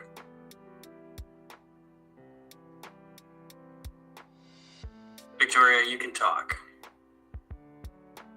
You can unmute yourself, Victoria. There you go. There we go. Hello, hi. I actually put my hand up in error. Oh, okay. Well, no problem. Good to talk to you, Victoria. We'll let Curtis pick someone else. Thank you. Thank you. All right, we'll go with Natasha. Natasha, you can unmute yourself. Yay! Okay, so I got it's basically I wrote a few short films, and so I'm going with sort of like that log line style, and it is the hook. The TV show Quantum Leap meets the movie Leon the Professional, but with a spiritual twist about a strong female protagonist who has a life-altering choice to make. Will she give up or will she fight? I think it sounds good. I mean, I think it's exactly the similar idea that you put together when you do the films that are. So are these the book you're writing based on a film that you've already done, or are you doing it? So I wrote a feature film and 2 short films, and I want to turn those into books, and then use money to be able to produce the films, because I have a background in indie filmmaking and have won some awards for short films. Yeah, that's great, and it's a good way to approach it. Lots and lots of people that I've worked with along through the years, they've been asked to publish it as a book first before it becomes a film. So I think you're on the right track. Awesome. Thank you. You're welcome. Good luck, Natasha. Thank you.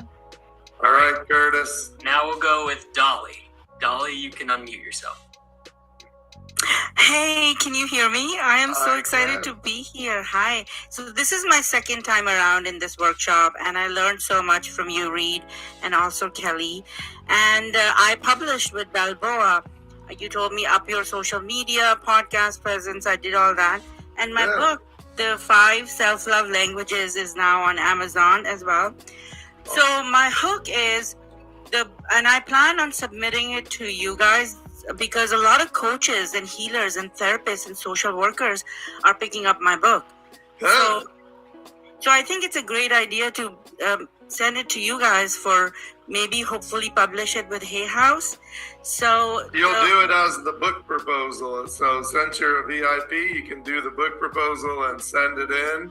And then we don't want the whole book. We just want the book proposal, but then we'll consider it then. But I'm happy to hear your hook.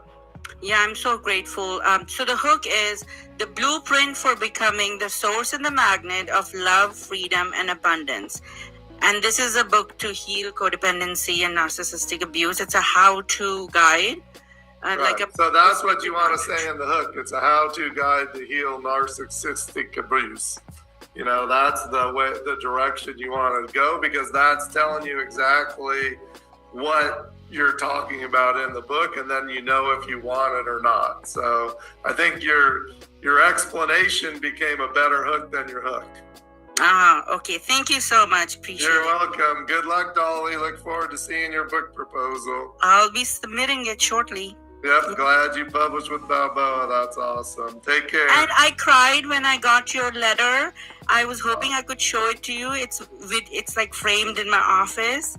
You know, the letter that you send when the book is published. Yeah, I send a letter to everyone who publishes from Balboa. So. Yeah, it's like right here. And all the advice, Kelly gave and you gave about elevating your social media presence and talk about your book and go to podcasts.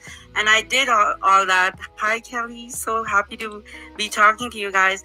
Yeah, so I'll be submitting my book proposal for the 5 self-love languages. Awesome. See you, Dolly. Thank you. Welcome back, Kelly. Thanks, I'm on my phone I don't know what happened, but anyway, here we are, and we have multiple options for jumping back on. So great. What I can't do is I don't know quite how to get people on here. So maybe Curtis is picking them for us. Thank you, Curtis. It's all good. Thanks, Curtis. Curtis has got it. I do. Okay, so the next person, let's go with Corey. Corey, you can unmute. Hi, Corey. Hi. Thank you so much for calling on me. I'm writing a book about gaining freedom from people pleasing. It's called Be Selfish. Yeah, I love it. I mean, I like it. Just straight up, all about people pleasing, boom, all the people who need help with people pleasing, hit a heart right now, and you'll see there's going to be a whole bunch. And I think it's that's the way to go. That shows you, if you get the right thing, everyone knows if they want it or not. That's right. Great. Okay, Good job. Nailed it. And then can I ask you a question? I'm a therapist, and so I'm going to be incorporating examples of people pleasing and kind of overcoming it from my experience and also clients' experiences. So would that be prescriptive nonfiction? Yeah. Yep. Okay. That's perfect. Thank you it's so much. Great to have your stories. We love stories and books. You're going to hear that the next 3 days. So you're on the exactly what we're going to tell you in the coming days. Beautiful. Thank you so much. You're welcome. Good luck. Okay, now we're going to go with Dr. Tim Higgs. Hi there. I'm a doctor of psychology, and I've written a book regarding it's a teaching memoir, and it's Eating Disorders and Food Lovers Discover Financial Guidance. And going back to what Kelly was saying before, I think it'd have to go into the eating the eating and food area, because it's munching money, craving cash, 24 ways that humans relate to food, how it impacts your bank account, and what to do about it. That's fascinating. I mean, I'm a little bit like not sure what are you talking about how to overcome food issues so that you can have a better financial life? No, it's the way that we deal with food emotionally and how that mirrors the way that we deal with money. Got it. There's an absolute resemblance between the two of them, and if you understand the way that you relate to food, you'll be better at relating to money. So it's aimed at mainly women who find themselves later in life, maybe divorced, not having the finance that they thought that they had, all of that kind of stuff. Well, I think there's a lot of people here that like it. They're all seem to love the idea. So. And I'm curious whether I would want to make sure you're offering guidance for how to work with both of those issues, not just making the connection between the two. Because that's sort of like a big idea book. Like there's an idea that you're presenting, but we have found that you'll have more success selling it if you can offer a benefit that the reader's going to get in their own life by learning this. So I would work on that piece with your hook. Does that make sense? Yep, great, thank you. Yeah, good luck. But that's a good, interesting idea. That's very interesting idea. I mean, it's basically learning how your approach to food and your approach to money are the same. That's what it is. So. Yeah, that's it. Yeah. Great. Good luck. I like it. Next is Sandra Park. Hi, Sandra. Sandra, you Hi there. Yeah. Yeah. So, I've been taking notes, not everyone, so I have to go back to my hook. Okay. 365 heart meditations, 5 steps to hear your heart speak, downloading and documenting your daily dialogue. All right. That's good. So, is it a book that you're giving them 365 meditations, or you're teaching them how to do the meditations? It's both. So it's the heart meditations I've done with myself and my heart. And then I had a really hard time learning to hear my heart speak. So then I'm breaking it down into 5 steps. So they can kind of do both. And then they'll be documenting it kind of as they go along. So it's a little bit workbook. Is it kind of like a journal? Yeah, it's like a journal workbook. Mm-hmm. But they could just read the heart meditations. They could just read the 5 steps, or they could go along and do the full book. Mm-hmm. I'm curious, Reed, how are journals? I feel like journals are kind of having a moment. Would you have? They had a moment, I would say. They peaked. They peaked, I would say. But if you do a good one, it'll still sell. But what happens is everyone started doing journals. Some started selling. Then everyone did them. And half of them weren't that good. Right. And so, I think that aiming it more to teaching them how to do it and then showing examples of yours would be better than having 365 of yours in there, unless you have a big audience to sell them to. And then I would still separate the 2 books. I would have a book on 365 heart meditations, then I would have a journal on how to write your own heart meditations with 12 examples that you show that each chapter what you're meaning, or each section of the journal. And what part would then fit in the part that how to listen to your heart, those 5 steps? Yeah, I would have that in the how to listen to your heart, and 1 or 2 examples from you, and how to write about when listening to your heart, and how to do it. But I wouldn't have all 365 of yours mixed together with teaching them. I would have them as 2 separate books. Got it. Thank you. You're welcome. Good luck. Thank you. All right, now we go to Carol Grace. Carol, you can unmute. Yes. Hi, can you hear me? Mm-hmm. Yes. Thank you. I'm madly changing as everyone is talking, looking up the different books on Amazon. So anyway, so now let's see where I've landed here. Okay, so the business of enlightenment. a personal guide through a guide through the personal and monetary cost of transformation.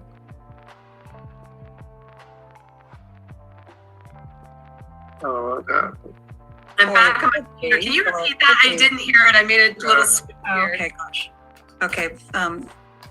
Right. Originally, I have the business of enlightenment, a guide to the personal and monetary cost of transformation. So, I mean, I think that to me, I think the hook's okay. I just not positive, like, of the audience of the book. So I think you're explaining what the book's about, but I don't know who it's supposed to go to. Like, why do I want the book? Like, I get what it is, that there's a cost to it, but I don't understand why I would want the book.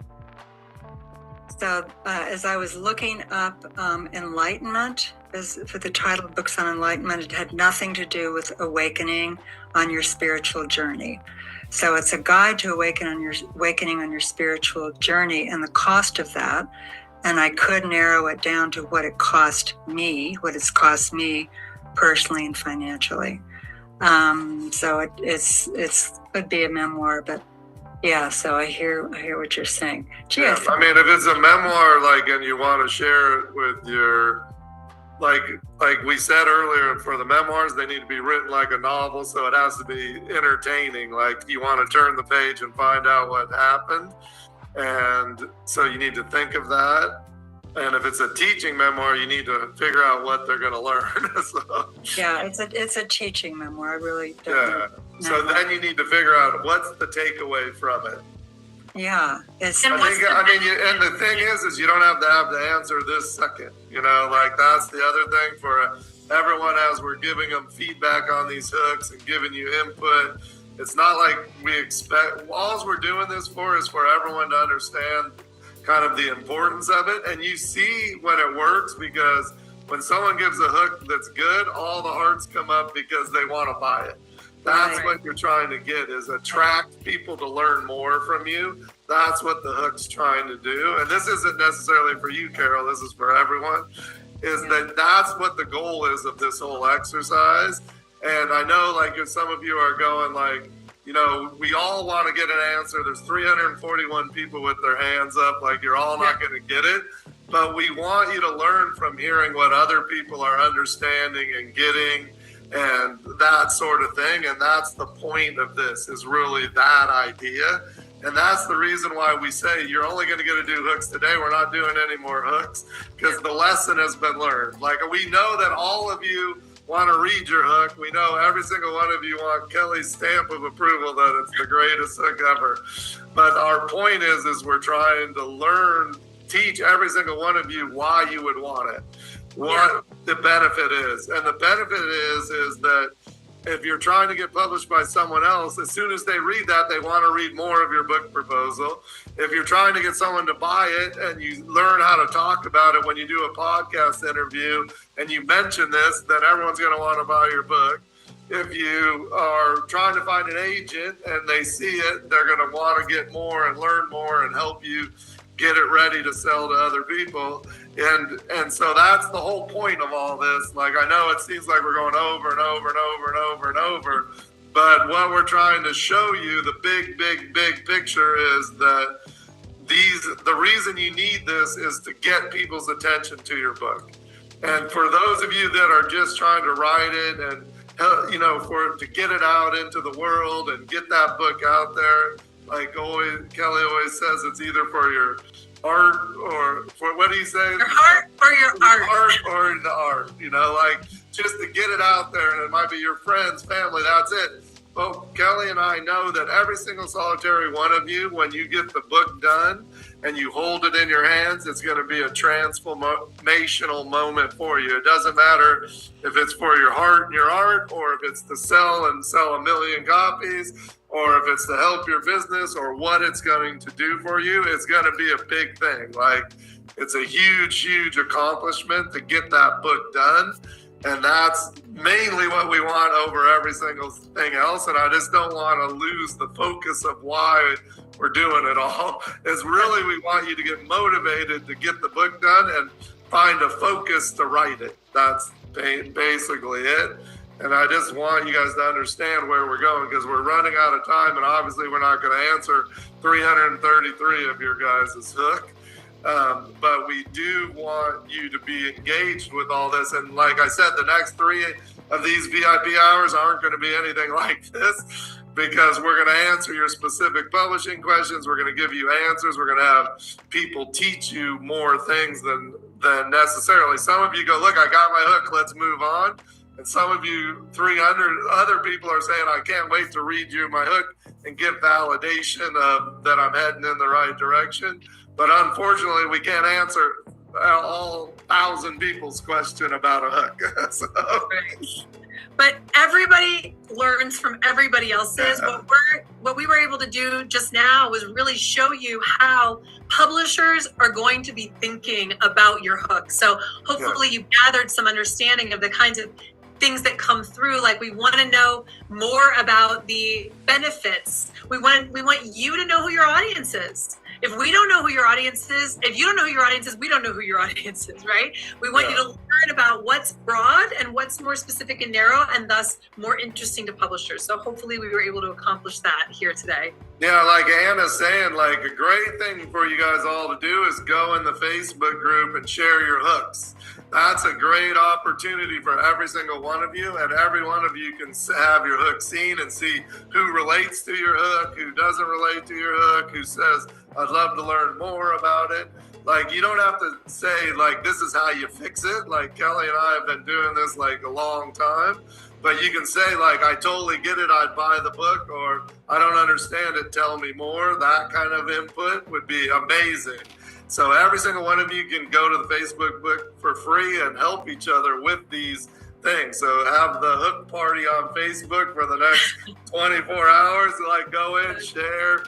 I mean, there's people here from all over the world in different places, and there'll be probably people on the page at all different times, and you know, that sort of thing. So it's a great opportunity to get connected. Like, it's not always that you're going to have like thousands of people that are writing a book all together at once. Like, you know, it's not like your street is full of everyone, all your neighbors and friends are writing books, you know, so this is your chance to really connect with everybody, and that's the great thing about this whole community and this whole week, is that you get that connection and you get that support that you're not going to get on a daily basis. And that's really what we want to give to you. And we want to teach you things that you didn't know. Like when I asked, did someone learn something new? You know, hundreds and hundreds and hundreds of you got something, and that's what we're trying to get across. That's right. And just to remember that Facebook group is an exclusive value for all of you who are in VIP. Yeah. So really take advantage of it. It is such a good place to be able to connect and to show something about what you've been writing, to get some feedback, and also to give some support to those fellow writers on this journey who don't have a whole neighborhood full of people who are writing books. And here's what I want to say. Everybody wants to write a book. I mean, we once heard this statistic. 80% of respondents to this survey said they wanted to write a book. But the very few who show up for this kind of an event and really take full advantage of it, they're the ones that are actually going to do it. So we want that for each and every one of you. We look forward to seeing you all tomorrow. We love having you here, and we're really hoping we're going to get you moving by the end of this week. That's right. So that you're getting that book done. We want everyone to have one in their hand in a year, just like Kelly did right here. The book you're going to write, boom.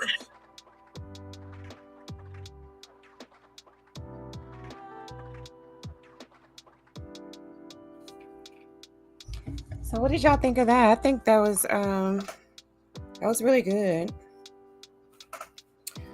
The day 2 video is about it says get the inside story on publishing. Day 3 is overcoming writing challenges, and day 4 is getting people to read your book. So I told y'all already that we've already had we already had a live stream on day 2 and day 3. So we just need to listen to day 4 now. But I'm just steady making progress on the book. reading through it, adding in what I want to add in from this one over to this one, and then cutting out some unnecessary stuff, maybe a little redundancy. This is a super long episode. It's probably like the longest one. So I don't know if I'm going to go through and do a little bit more cuts. It seems like everything is in here is like good stuff, is necessary, but that remains to be seen. Oh, I think it might be time for a nap, you guys. I think it might be time for a nap. So how are y'all doing? What are you working on? What are you creating? Let me know in the chat so I can encourage you.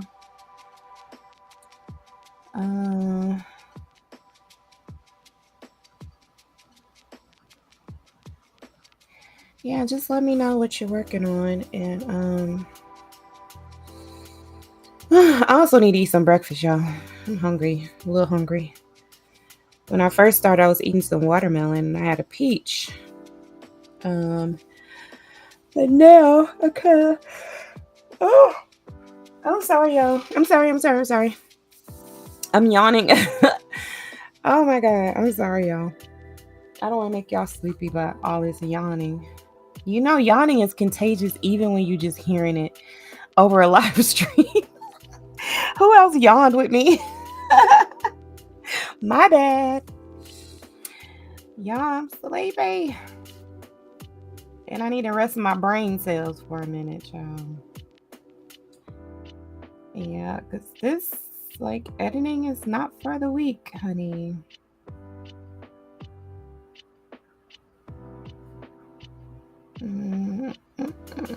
Yeah, I guess this is probably a good stopping place. We've been going for, oh my God. Sorry, y'all. We've been going for 2 hours and 54 minutes. So this is a good stopping place, y'all. I need to take a break anyway. I think this is where I was. Yeah.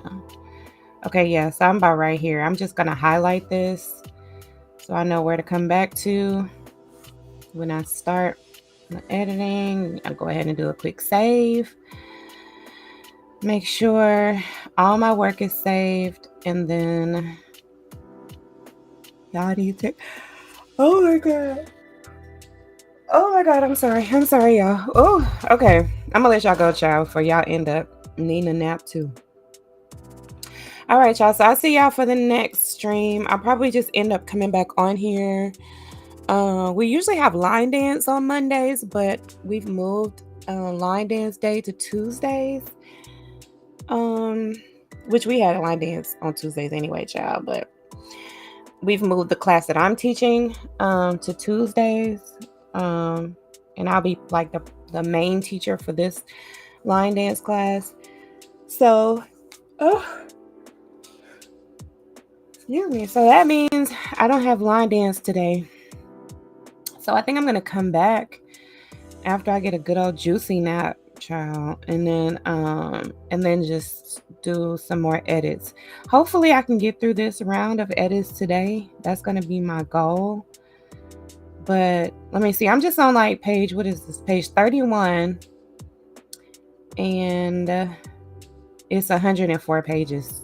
So I might not. Well, my goal is to get done with it. So this is what I'm probably going to do. So when I come back, then we're going to listen to day 4 of the boot camp and just continue to make progress. And then I'll probably just go as long as the boot camp is, which is probably 3 hours, just like today. So we'll go for 3 hours, and then I got to take another break, and then probably end up taking another nap. Oh my God, I'm sorry. I'll probably end up taking another nap. Child, okay. And then get back up again, and then like get back to work doing some more edits. That's what I think my game plan is going to be, because I really need to finish this book. It's already June 9th, And I want to have this book out by August 9th. Okay. So by my birthday is August 9th. So I want to release, like, I want launch day to be my birthday. So y'all know what that means. We got 2 months. Okay. So the countdown is very real right now. So I really need to finish it so it can go through like another round of edits. Because, you know, when you're writing a book, it's got to go through several rounds of edits if you want it to be, you know, as good as it should be. So, yeah, I'm just going to keep steady making progress. Okay, y'all. And like I said, I want to send y'all some really good creative energy. Praying that you're doing well in whatever you're creating. And I will just see y'all on the next one. I love you. And remember, you are important to me. I need you to survive. Bye-bye for now.